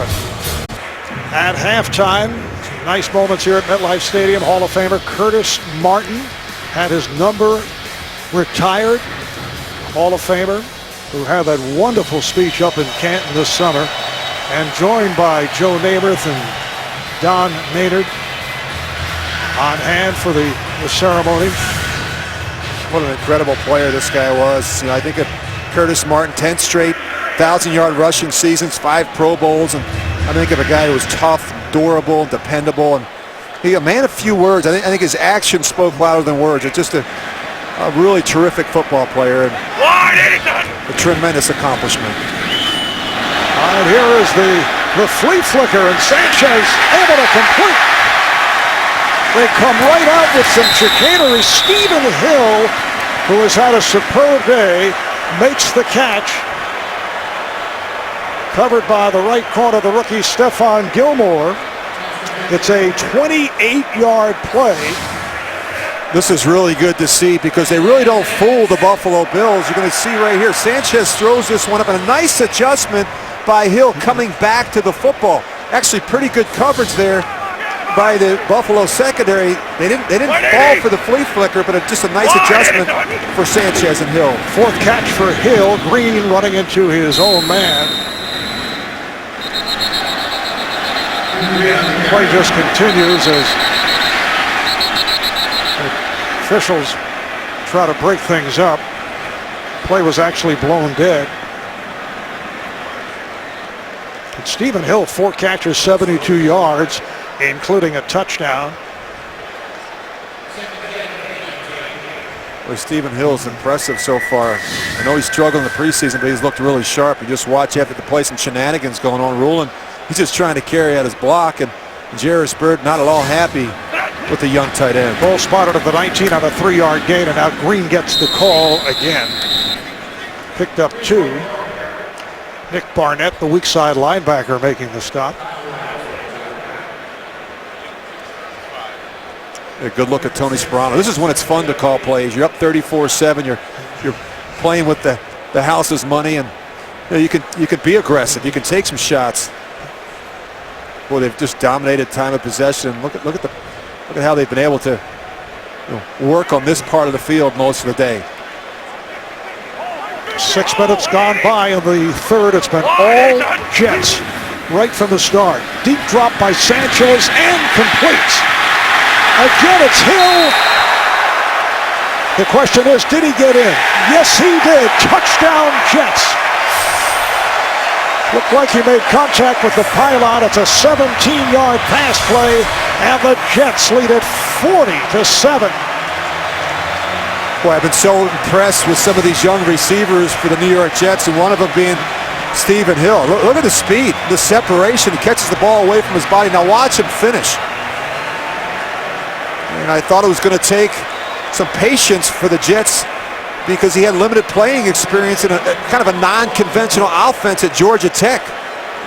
Just great effort by Stephen Hill. I'm sure that's one to look at upstairs. 5 catches, 89 yards if it holds up. They look at all scoring plays, and it appeared he got a piece of the pylon. Second touchdown for Hill. The previous play is under review. So they'll take a look, and we will step away.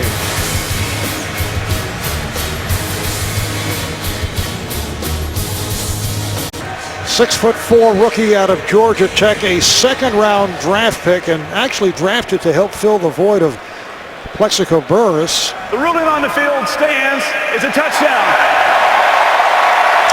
Stephen Hill, the Jets' most dangerous deep threat, hauling in his second touchdown of the day. Yeah, I think he gets the ball extended over the pylon before Aaron Williams is able to get there and make that hit.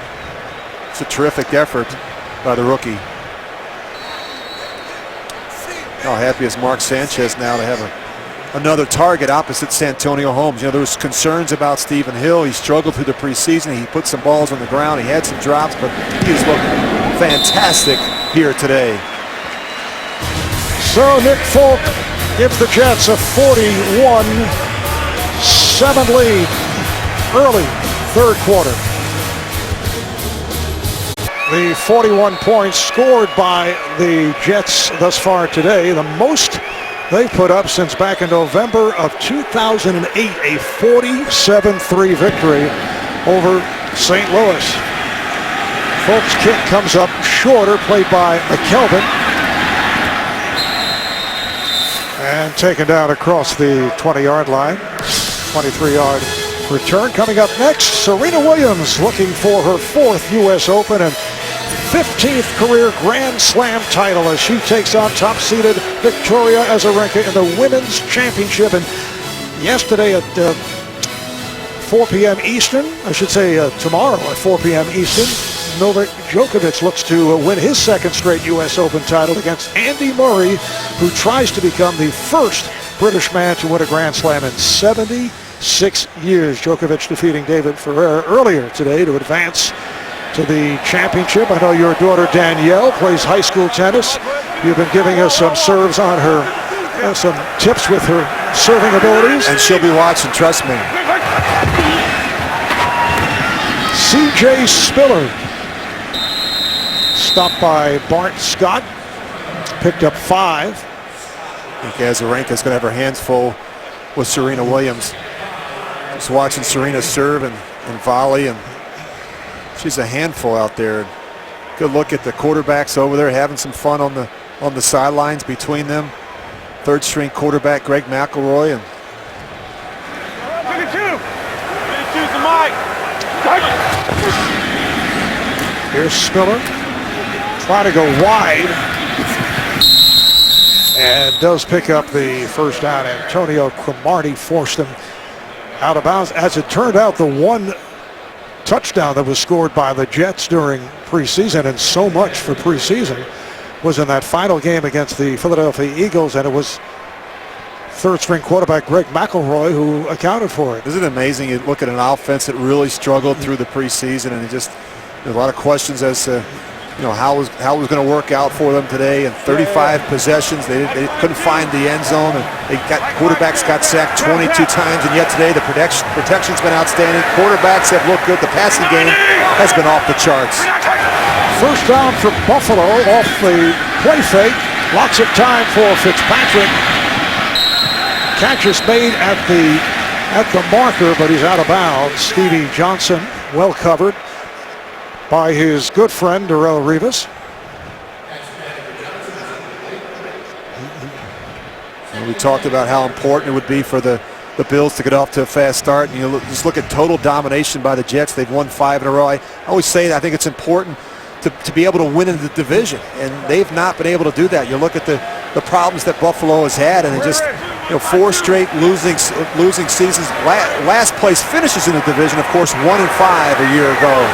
The last time the Bills beat the Jets was back in 2009. It's 8 of the last 9 for the Jets over the Bills. Donald Jones on the reception at the 38. Revis with the cover-up. I still think there's something you can get out of this work here in the second half if you're Buffalo. I know the score is 41-7. I know you don't have Fred Jackson, but this is an opportunity to get this offense going, to score some points, to put some drives together, to get Ryan Fitzpatrick back in rhythm. As you look at Chan Gailey looking at that play sheet, they've got about 120 plays in the game plan. We talked to Ryan Fitzpatrick last night, and they got enough for a doubleheader if they need it. Third and 4.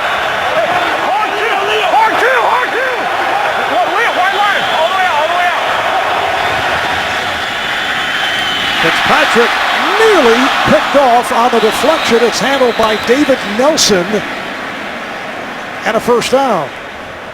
It was David Harris who tipped it, and that ends up as a 10-yard pickup.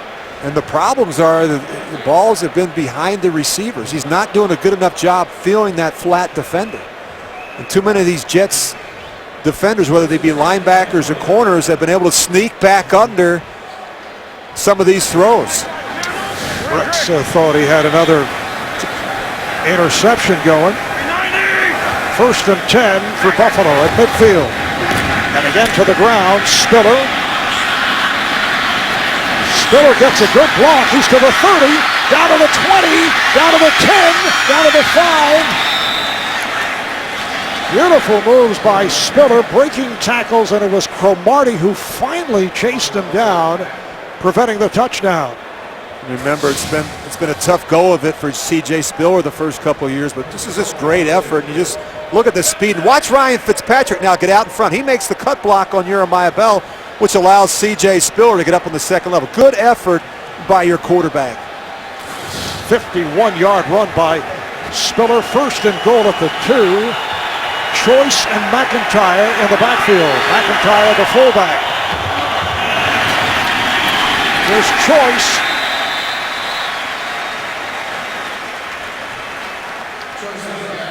Tashard Choice, one-time member of the Dallas Cowboys, a favorite of head coach Chan Gailey going back to their days together with the Yellow Jackets of Georgia Tech. Tashard Choice, a bigger body in there at the running back position. You look at C.J. Spiller, he's kind of an undersized back. 5'11", 200 pounds. And again, it is Choice diving, and no official word. It is very close.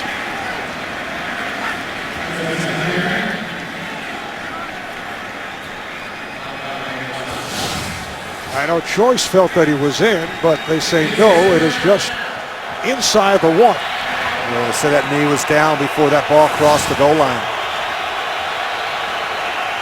Third and goal at the 1. McIntyre in front of Choice. Flag is down, and the play is stopped. False start. Offense. Number 76. 5-yard penalty. Third down. That's where the crowd noise becomes a factor. Chad Reinhardt. And he's an extra lineman that they're putting in there. You look at right the end man on the line of scrimmage. Actually, I think it's maybe the player inside, which is actually Chris Hairston. Regardless, you get some movement on the right side of the offensive line in a critical situation. 6th penalty on Buffalo for 35 yards.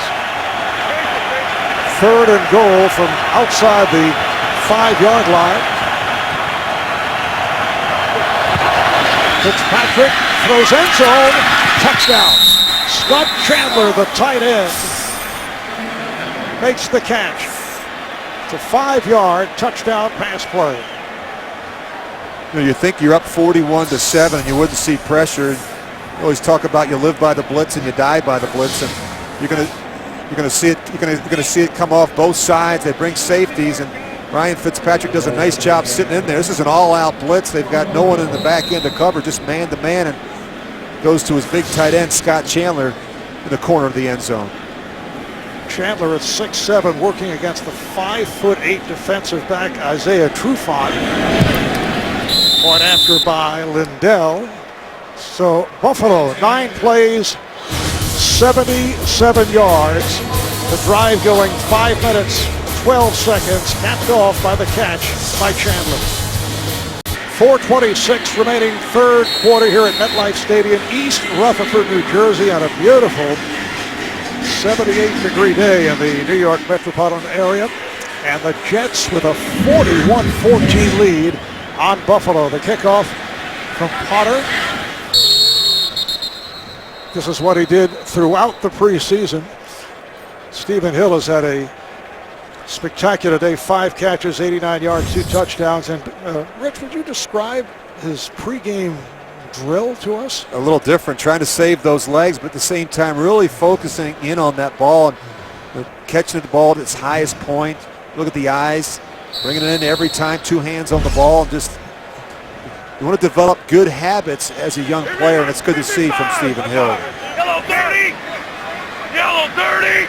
Kill, kill! Blue 10! Go! You hear the kill, kill. Blue 10! Mark Sanchez changing the play at the line of scrimmage. And Green is stopped back behind the line. One of the benefits of that kill package, as they call it, is it allows you to call a couple plays in the huddle. Allows the quarterback to come up to the line of scrimmage, preview the front coverage, and get you in the best play possible. And that's another example of Tony Sperano adding to what they've already had here in place with Rex Ryan. The numbers on Sanchez: 17 for 24, 228 yards, 3 touchdowns.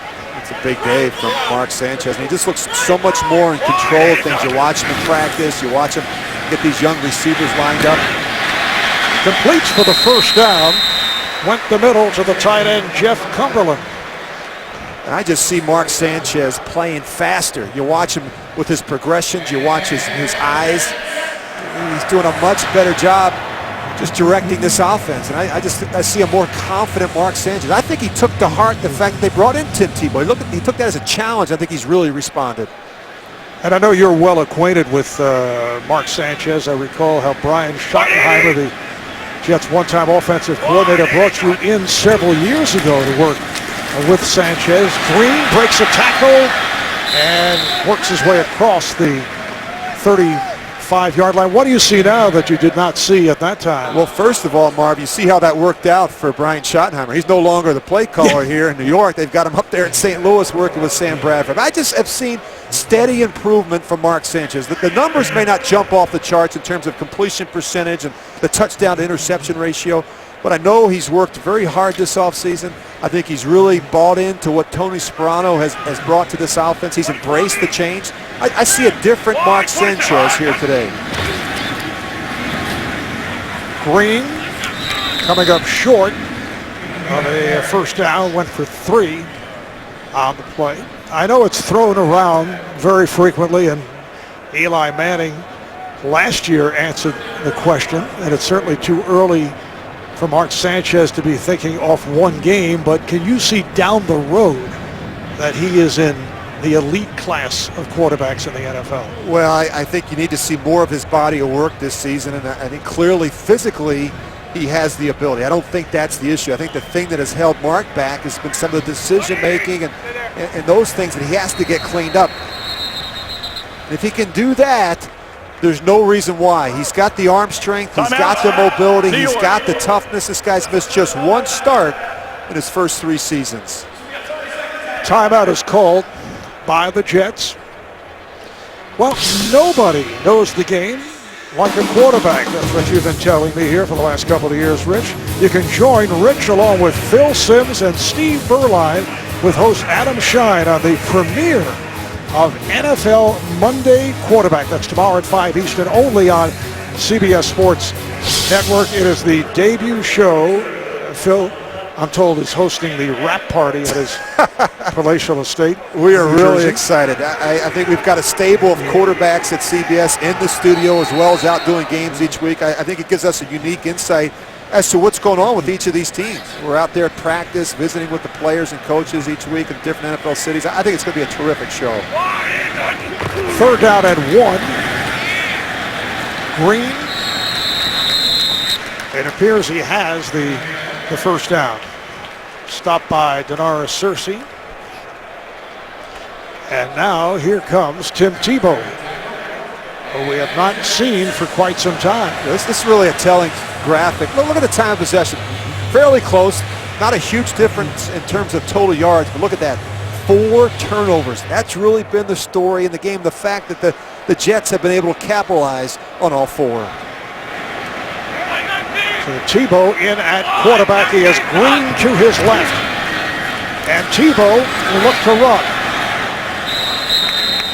Stopped by the combination of Alex Carrington and Kelvin Shepard. He picked up 2.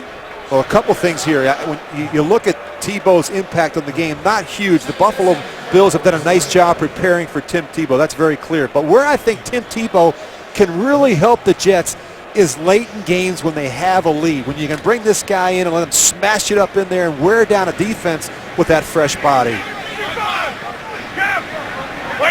Mark Sanchez back in there.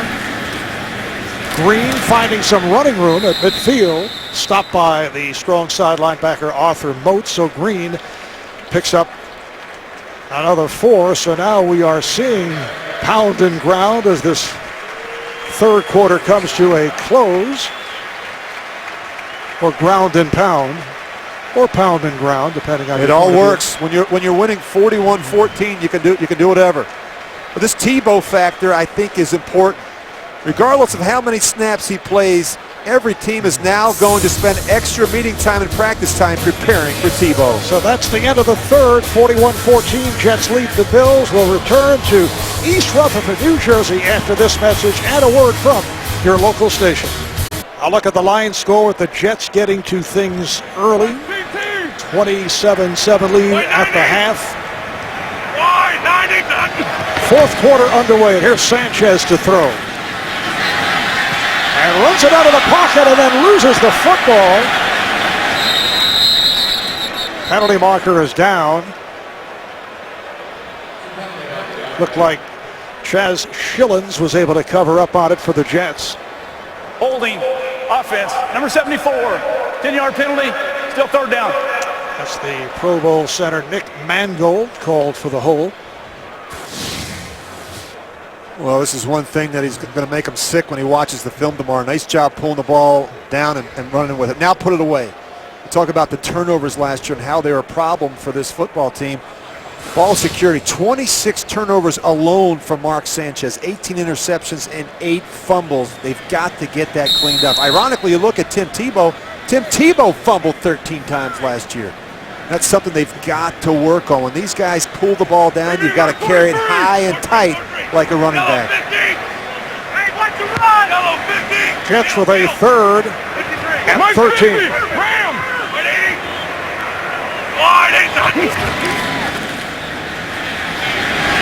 And guns it intended for Santonio Holmes, who was double covered.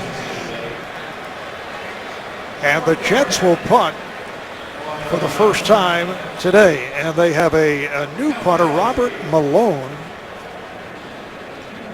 who was signed earlier this week when T.J. Connolly was cut. And Tim Tebow was in as the punt protector.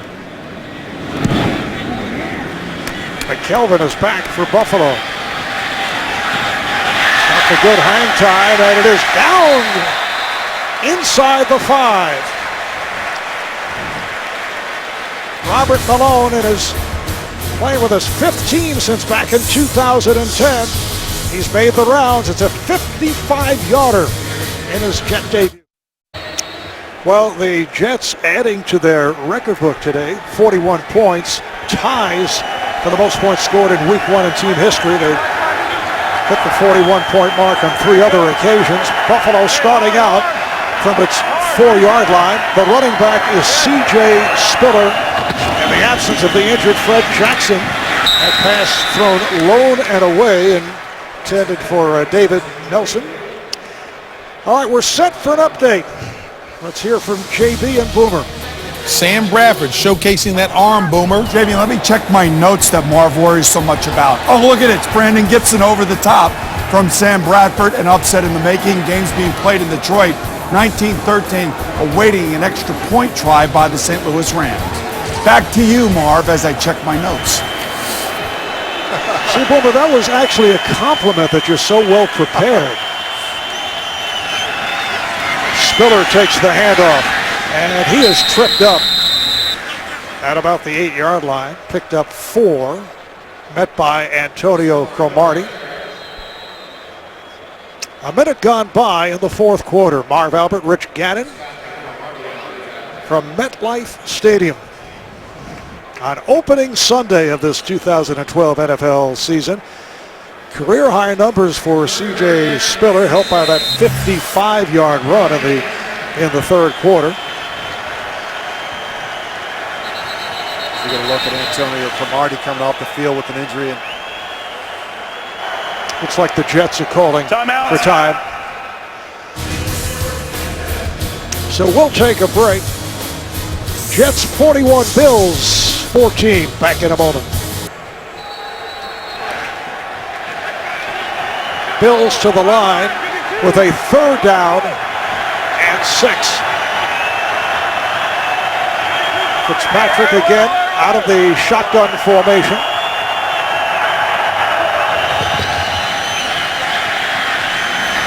Oh, nice catch is made by David Nelson, cutting to his right, taken down across the 30, a 1st down for Buffalo. David Harris was able to make the play. We saw Antonio Cromartie taken to the sideline a moment ago. He was replaced by Ellis Langster, and now Cromartie back on the field. they really love those empty sets where they get 5 receivers out in the route and they just trust that Ryan Fitzpatrick's going to get the ball out quick. They take advantage of when Antonio Cromartie's not on the field. Hey, solid. Go after those other corners. It's 21-yard pass play and a 1st down for the Bills at their 29. Jones to the left. Fitzpatrick goes the other way, and it's broken up. Beautifully done by Revis, batting it away from Stevie Johnson. Very little margin for error when you throw against a cornerback like Darrelle Revis. You have to be exact with your location. You can see Ryan Fitzpatrick, a couple things jump out to me. On these quick throws, you've got to start your arm earlier. You've got to get your eyes on the intended target. You just see Fitzpatrick late, and what's happening is he's missing a lot of throws behind the receivers. Now the tight end Chandler splits wide to the right. Comes in motion.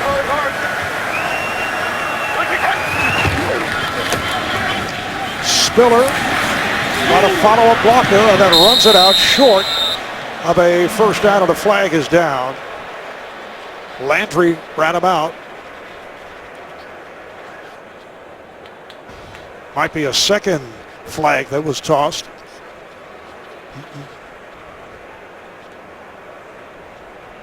Might have been a late hit on Landry out of bounds. With Laurent Landry trying to lay the wood today, he has made his presence known in that Jets secondary. Landry, one-time Washington Redskin, due to injuries, played only 17 games the last 2 There were years multiple for fouls on the Washington. play. Holding by the offense, number 67. After the play, dead ball, personal foul, defense. All right, it's not giving a number, but it appeared to be Laurent Landry on the personal foul, and the penalty on Buffalo on the left guard, Andy Levitri. They're just trying to get this sorted. They're just trying to get this sorted out. You're going to see Laurent Landry come flying in. See C.J. Spiller. One thing you can't do if you're C.J. Spiller, You can't ease up on the boundary. I learned a long time ago. Replay the down. You've got to get violent on the boundary. And you can't let a player like Landry come in there and give you a shot up top, or even worse, down low around your knees. When you say violent, you've got to get violent on the sideline. So if you're carrying the football, you've got to be thinking more, hey, I'm either going to get out of bounds, or if I turn back inside, I'm going to be the one delivering the blow. Don't allow a guy like Ryan Landry to come down there. And they will replay the down. It's a 2nd and 10 for Buffalo at their 29. Taylor squeeze. He's going to bring C.J. Spiller back into the backfield to pick up the extra rusher. Fitzpatrick goes sideline and broken up and nearly picked off. Rivas covering Johnson. This is just a good example of Ryan Fitzpatrick being stubborn. I mean, if I'm Ryan Fitzpatrick, I'm going to look for work elsewhere. I'm going to stay away from Rivas. He has played really, really well today against Stevie Johnson. And as we touched on, they are the one team that seems more than any other to go at Rivas. Looks like David Nelson is shaken up. We will step away with 12:20 to go, 4th quarter. Wide receiver David Nelson back on the Buffalo sideline. 3-year man out of Florida, teammate of Tim Tebow at the University of Florida. 61 catches last year, but as we mentioned, was shaken up. Hey, wide line, 52, 30. 3rd and 10 from the 29. And the catch made by Donald Jones gets to the 40 for a Buffalo first down, picked up 11.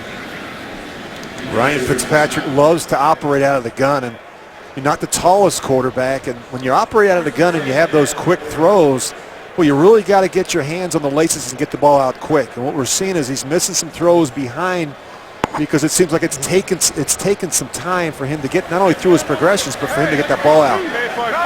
The number's 13 of 24, 129 yards, a touchdown, but he's been picked off 3 times. And off to Spiller.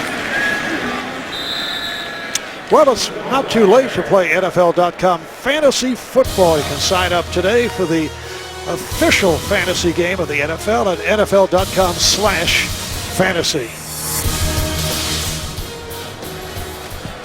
See the numbers on Spiller. 55 yards coming on that excellent run in the 3rd quarter. 2nd down and 8. Buffalo from its 42-yard line off the play fake. A floater throw, and it's Chandler with the catch. And made contact with the svelte Rex Ryan. He's lost weight, more mobility over there. He's laughing about it now. He might not have gotten away with making that move last year. Look at him. He didn't look very intimidating for 6'7" Scott Chandler. That's one I'm sure they'll have on the highlight reel tomorrow. He's over there talking. He feels great. You know, he lost a lot of weight, over 100 pounds. He said his blood pressure hasn't been this low since he was 10 years old. He's got more energy. And timeout is taken here by the Bills. look at the conversation with Dennis Thurman, their secondary coach. He's put together a very good coaching staff here. Good coordinators. Mike Pettin, I think, one of the better defensive coordinators. He works side by side with Rex. And, of course, the addition of Tony Sperano. Mar, they have looked outstanding on offense. Well, Sherlock Holmes is back. To digress, and in a city of unsolved crimes, he is the biggest mystery of all. Elementary premieres Thursday, September the 27th, only CBS. Getting back to Rex Ryan, although Rex stayed away from it this season, what was your feeling about all the predictions that he'd make in the past? We're going to the Super Bowl. We're going to win it. And he came out the other day, and as it turns out with this performance, people may not be laughing, although it's one game, but he said, this is the best team that we've had. And we're talking about two teams that he took to the AFC Championship game. Hand off to Spiller. Battles his way inside the 45. Well, I think he should feel good about this team. You look at that quote there, and really it's just been a work in progress for Rex and Mike Tannenbaum and how they put this whole thing together. A little different approach this offseason, though, from Rex.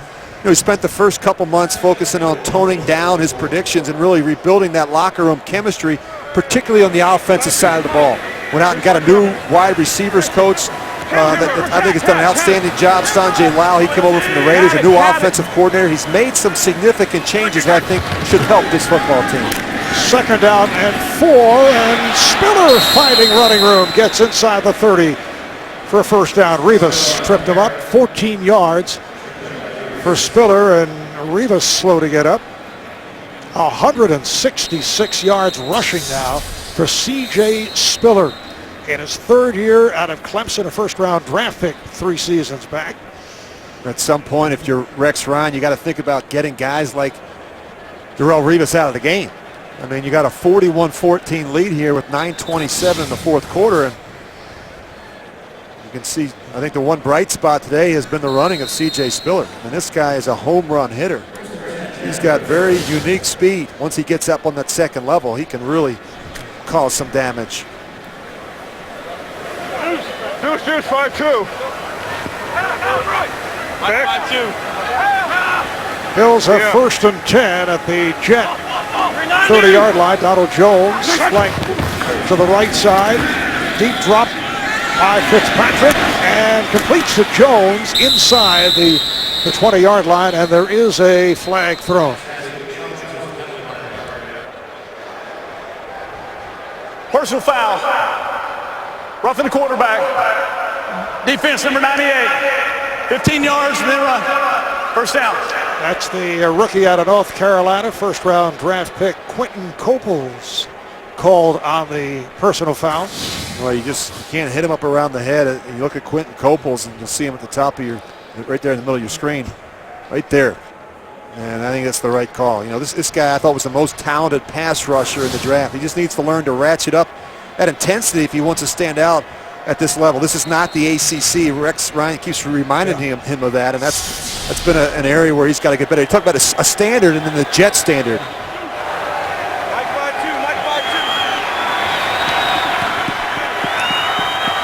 First and goal at the 9. Toss to Spiller, follows the blocker, and is taken out outside the 5-yard line. Picked up 3. Mike DeVito, the right defensive end, makes the stop. Well, it's a really good Jets defensive line. When you think about how talented they are there with Wilkerson and Coples and Ellis, and you know, look at Mike DeVito's a productive guy. Talk about Sione Bauha, who's not playing today. I mean, they've got a lot of depth there, and the thing that I like about them is that they play with great energy, great passion. You always see that group run to the football, which I think makes them one of the better defensive lines in football. 2nd down and goal. Quick pitch over the middle, and Jones able to walk it in. Donald Jones with the touchdown for Buffalo. A nice job by Ryan Fitzpatrick, taking advantage of the fact that Darrelle Revis is not on the field. You get that matchup with Jones against Langster, who's their 4th corner. 13 plays, 96 yards. Buffalo had it for 6 minutes and 14 seconds. So here's Ryan Lindell for the point after. Lindell has made it back from a broken shoulder injury, puts it through. Another look, Fitzpatrick for Jones, able to spin away for the score. Marv Albert, Rich Gannon back at MetLife Stadium. See Buffalo with the 13 plays, 96 yards. And for Ryan Fitzpatrick, certainly his best work on the day. The rookie John Potter with the kick that carries into the end zone. So no return again for Joe McKnight. And it has to be concerned now for the Jets regarding Darrelle Revis. Keep an eye on right there, right in the back of the head. You see Rivas laying on the ground, and Bart Scott's going to get him with his right foot, and you can see Darrelle Rivas in a lot of pain. And of course, as you mentioned, Marv, he's left the field, and got different sideline medical procedures in place now. They can use the replay system. They've got athletic trainers and booths. They've got the use of iPads in certain situations, on-field officials to alert the medical staff of injuries like that. So doing everything they can to promote player safety. Well, particularly with all the emphasis on concussions, you cannot take any chances, so they are bringing him back, or they brought him back into the locker room to check him out. And of course, every player in the National Football League must undergo baseline testing. And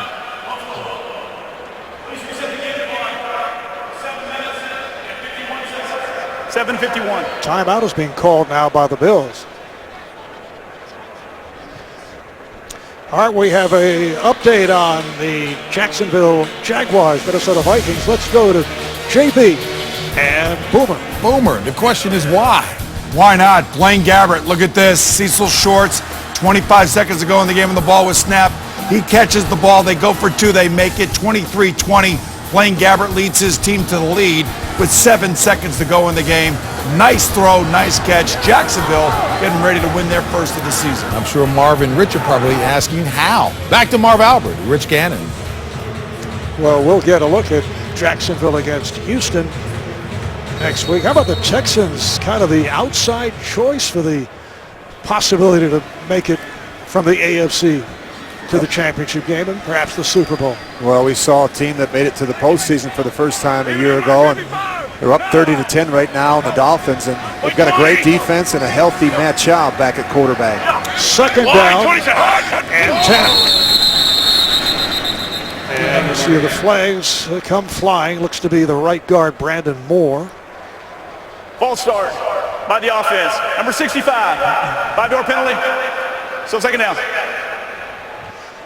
Brandon Moore, one of 3 Pro Bowlers on that Jet offensive line. How about Mario Williams? I don't think we have called him for a tackle throughout the day. The most prized free agent on the market, coming back from that torn pectoral muscle, which ended his season last October with the Texans. Here's Sean Green. He has had a very quiet day, and I don't know if it's just a poor performance by Mario or just an outstanding performance by Austin Howard, the right tackle that's stepped in and I think has done a really fine job. I mean, they were very cognizant of what the issues were going to be with him, and so they tried to do some things to help him get off to a good start, which is what you've got to do. Turn the line that way. Have a tight end presence over there. Chip with the back. But I thought that Austin Howard really handled himself well against a very good end. And Buffalo just used their final timeout. 1 tackle thus far. That's it. And at the start of the telecast, we were talking about that. This looks to be one of the best front fours in the NFL. Williams and Darius and Kyle Williams, Mark Anderson, the former Patriot, who had 10 sacks last season for New England.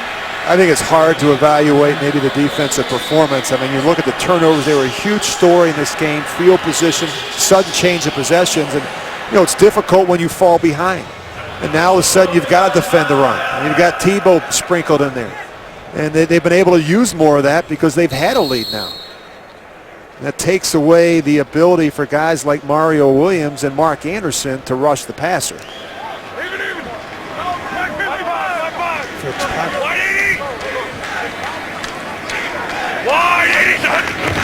Third down and 12. And Sean Green looking for a couple, but coming up short, and the punt unit will check in. You know, I thought it was interesting. You see the punt team come on the field, and there's Tim Tebow. He's the personal protector. Only one time in the preseason did a team actually rush the punter. And you see Mike Westhoff there, one of the best special teams coaches. But we talked to Rex on Friday. Said this is one of the benefits of having Tim Tebow in there.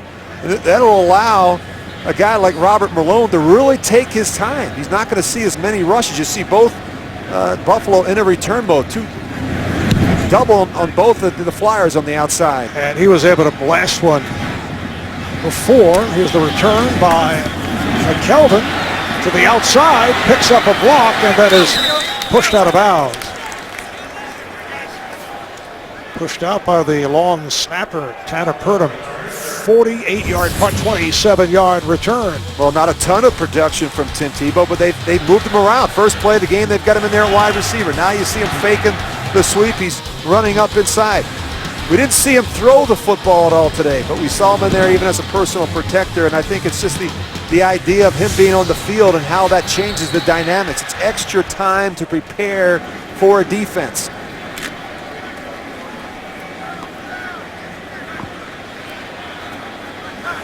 Buffalo 1st and 10 at the Jet 41-yard line. Just under 7 minutes to go in this fourth quarter. The Jets jumping on top early. They have the 41-21 lead as Chandler makes the catch, and it's a first down. Picked up 12. Langster filling in for Rivas on the tackle. So Buffalo working the no huddle, which last season gave the Jets lots of trouble, and there were questions about conditioning. In fact, Darrelle Rivas brought that up the other day. Felt they were not in the best possible condition. He says it'll be different this season. That was incomplete. Chandler had it for an instant and not able to hang on. Took a hit from Jeremiah Bell. Take a listen.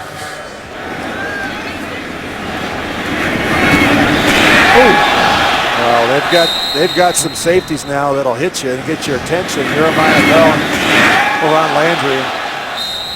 Marv, as you were talking about conditioning, and we had a conversation with Darrelle Rivas the other day, I think there was a direct correlation between the mental errors in key moments, especially late in games last year, and the fact that the conditioning really showed up, the lack of conditioning really showed up at times last year for the Jets late in games. Out of the gun, Fitzpatrick. Incomplete, intended for Spiller. Trufant on the coverage. So the Jets able to go with some of their second stringers. And that's one of the benefits. You look at a guy like Trufant, he gets a chance to play more snaps. And some of these other young defensive backs, a guy like Langster we saw, and Josh Bush, and Kyle Wilson getting more opportunities late in the game. It's one of the benefits of playing so well with your starters. Third down and 10. Fitzpatrick's pass was too high, intended for Stevie Johnson. As you see the frustration from Stevie Johnson. They haven't been able to get Stevie Johnson going, and you look at the accuracy. It's something that Ryan Fitzpatrick has been very, very good at in his career, and yet he's just missed too many throws. He's missed them high. He's missed behind receivers. This is a tough catch for Stevie Johnson. Now, he can help himself by coming back to the quarterback and not sitting there waiting for the ball at the top of the route. Well, fourth down and 10 at the 29, down by 20 points. So Fitzpatrick will take a shot at it and succeeds. It is caught inside the 10 by Johnson, and he's in for the touchdown with no celebration. Just padding the stats late in the game. But a really good throw there by Ryan Fitzpatrick. Throws it right behind the linebacker. And that's kind of a mismatch when you bring the corner. Now you've got the linebacker trying to cover Stevie Johnson. That's not the kind of matchup you were hoping for if you're that Jets defense. Stevie Johnson just too good of a player in the middle of the field to turn loose on a linebacker. Fourth catch, 55 yards. Lindell for the extra point. Well, Stevie Johnson making the catch and doing it kind of matter-of-factly. Not the case last season here in East Rutherford, which received much attention. The impersonation of Plexico Burris shooting himself in the leg, which then cost Buffalo on the ensuing kickoff. And as we touched on earlier, Chan Gailey has had several conversations with Johnson to pull it back. We'll see if that does take effect. Yeah, I think it's about controlling your emotions. I mean, you know, Stevie's a guy that likes to compete. He likes to go out there and talk some trash. And you just got to be able to make sure that you can have fun playing this game, but you don't hurt your football team. You know, you don't be selfish and take a penalty in that situation and back up the kickoff team.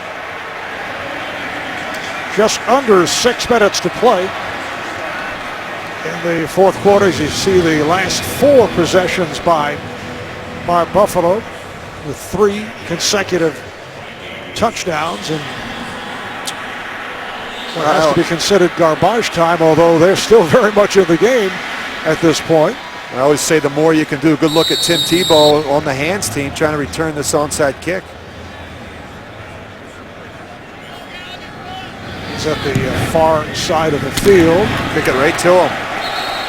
That'll bring on a cheer from this crowd. So Tebow with the diving catch on the onside kick. And the thing that I like about Tim Tebow is his attitude. He's willing to come in here and do whatever it takes. He's a football player. You want me to line up and block for a punt? You want me to recover an onside kick? You want me to go in there and run, catch a pass, play defense? I'll do whatever. And it's that unselfish attitude that I think wins over the respect and the admiration of your teammates. Where do you see Tebow 5 years from now? What position? I struggle a little bit, Marv, with a guy that completed 46% of his throws. I don't know if he's ever going to develop into a dynamic quarterback. But the guy's a terrific football player, and I think he has a role on this team, and if not this team, somewhere else. 3-yard pickup for Sean Green. And total plays, 11 for Tebow.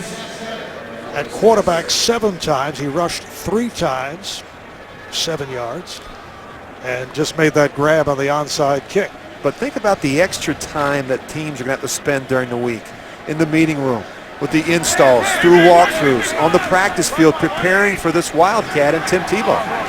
But remember last season when he was a member of the Denver Broncos, as we see the play fake by Sanchez, and finds the wide open receiver, Santonio Holmes, who gets to the 21, brought down by Bird. But Tebow had a very difficult time while with Denver against Buffalo. Well, he did, but you also look back and think about how well Tebow played against the Jets, and he also played pretty good football against Miami late in the game and beat Tony Sperano, so they're very familiar with what he's capable of. See the Jets still throwing the football. The play act, if they can run the ball, this offense can be very, very good, because I think Mark Sanchez is at his best when they're having success on the ground, and he can move and he can throw those play action throws. 25-yard pickup by Holmes, and now Green. It's inside the 20, stopped by Arthur Moats. You look at the Jet schedule next week. They have the Steelers in Pittsburgh, and then at Miami, home for San Francisco, followed by a Monday night game against Houston. A very tough opening schedule, and an oddity of the schedule, they do not face Buffalo again until December 30th in Buffalo. That's the final game of the regular season. Who knows, it could be for a playoff spot. But think about that, the 2 road trips, and then, of course, back-to-back home games against divisional winners with top 5 defenses in the 49ers and Texans. We're going to find out about this Jets offense early. Straight ahead move by Green. On the other hand, Buffalo next week home for Kansas City. Then at Cleveland, home for the Patriots, followed by 2 games out west at San Francisco and at Arizona. So on paper overall, they do have what would have to be considered one of the more favorable schedules in the NFL, but you never know how that is going to work out. No, and it's up to that gentleman right in the middle of your picture there, Chan Gailey, to kind of get this group back together. You know, they've got to be able to go back, look at the film, make the corrections, and get healthy. I mean, they've got to find out where they are with Fred Jackson. That's going to be a huge deal for the Buffalo Bills if they don't have it. Green is able to break tackles, gets inside the 5 to set up a 1st and goal. And this is where Sean Green can be so good. He's a physical downhill runner between the tackles. Doesn't really scare you with his speed. Not a lot of big runs, but over the course of a game, he can really wear down a defense. Went for 14, 25 carries, 88 yards for Green. And here comes Tim Tebow as we come up on 2.5 minutes to play in this fourth quarter. Well, he's got to hustle up. That play clock is down inside 3 seconds. They have to use a timeout here. He's not even aware of it. Well, they're trying to get a timeout on the sidelines. Delay game. Offense. 5-yard penalty.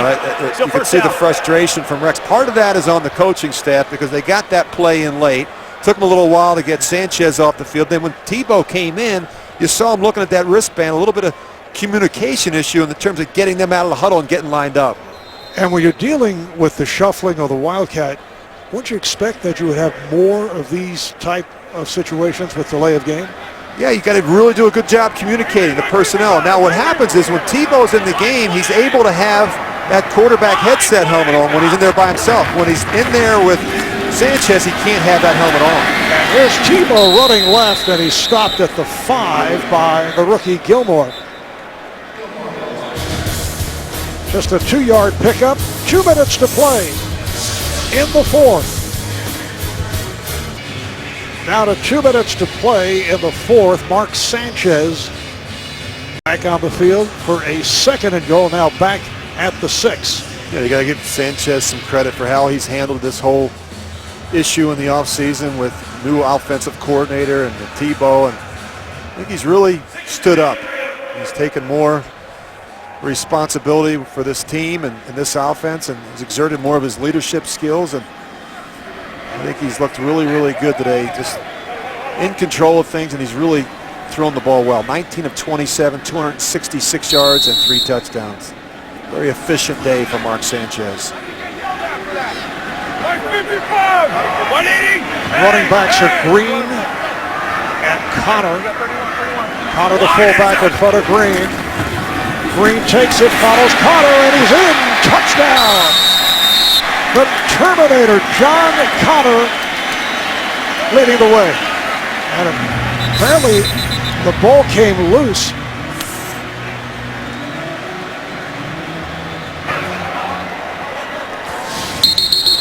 Let's take a look here because it looked like DeBrickashaw Ferguson tried to pounce on it. Under 2 minutes. Only the Yes. forward can advance. So Ferguson gets credit for the touchdown.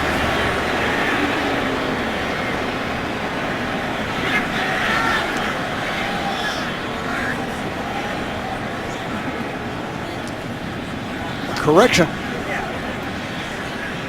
Let's see, they placed the ball back on the 1. You can't advance a fumble there in the end zone inside 2 minutes.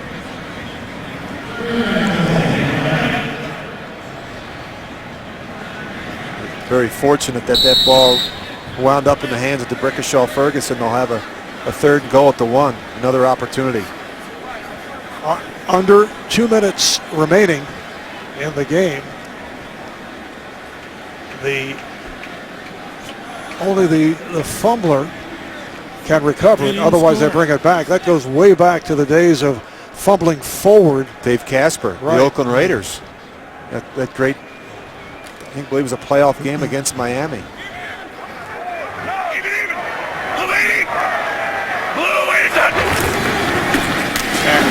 Green leaping over and scores. And this time able to hang on. Sean Green, 27 carries, 94 yards, and a touchdown. I've been really impressed with this Jets offensive line. I mean, across the board, everybody has played well. Look at the movement. Look at the push they've gotten. They've given Mark Sanchez excellent protection, and they've opened up some big holes in the running game as well for guys like Sean Green. So Nick Falk on for the extra point.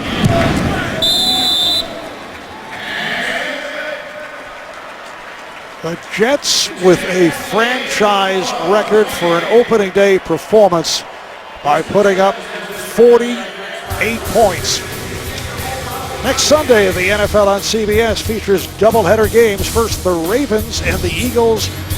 Raiders go up against the Dolphins. Jets and the Steelers will be in Jacksonville for Texans and Jaguars. Check local listings beginning with JB Dan Shannon, Coach Bill Cowher, and Boomer on the NFL Today. Minute 17 left.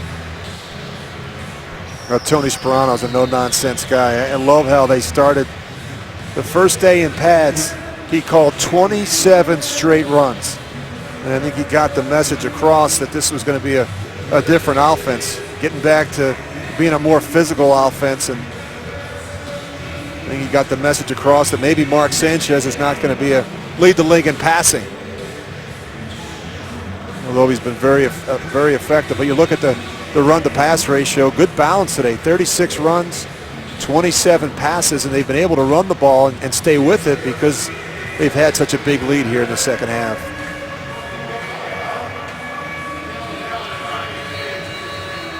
Justin Rogers, Leotis McKelvin are back for the Bills. And here's the kickoff by Folk.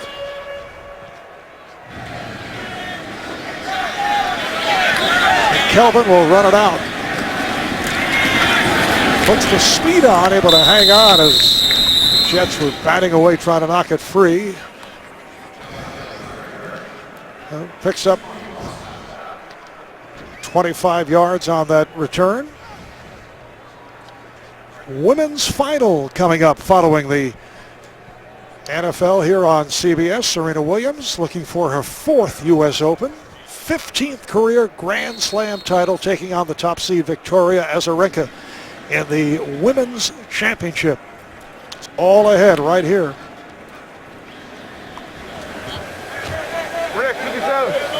We're approaching a minute remaining. The Bills go with Tashard Choice in the backfield.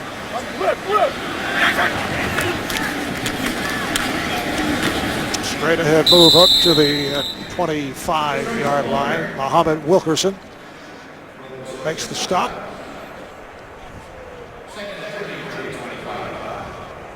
Well, big day for Matthew Stafford. And turnovers, though. Turnovers a big story there in Detroit. And, of course, you look at C.J. Spiller, 14 carries, 169 yards in a losing effort here in New York. Reggie Wayne, Andrew Luck. How about Brandon Marshall? That's a godsend for Jay Cutler up there in Chicago. Talk about a big body receiver that can do some damage after the catch.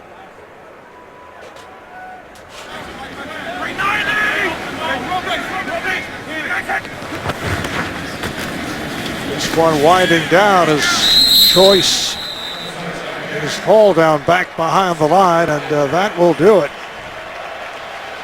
Mark Sanchez going up and down the bench. It has been a magnificent afternoon for Sanchez. In particular, when you consider all that led up to opening day. 19 for 27, 266 yards, and 3 touchdowns. The Jets, with a franchise record 48 points for an opening day game, have defeated the Bills 48-28. Tough day for Ryan Fitzpatrick of Buffalo, just 18 of 32, 195 yards, 3 interceptions, did throw 3 touchdowns. The rookie Stephen Hill, 5 catches, 89 yards, and 2 touchdowns. Coming up, Serena Williams and Victoria Azarenka in the U.S. Open Women's Championship. For Rich Gadden, I'm Marv Albert saying so long from East Rutherford, New Jersey. You've been watching the NFL on CBS. We'll join James Brown in New York in a moment.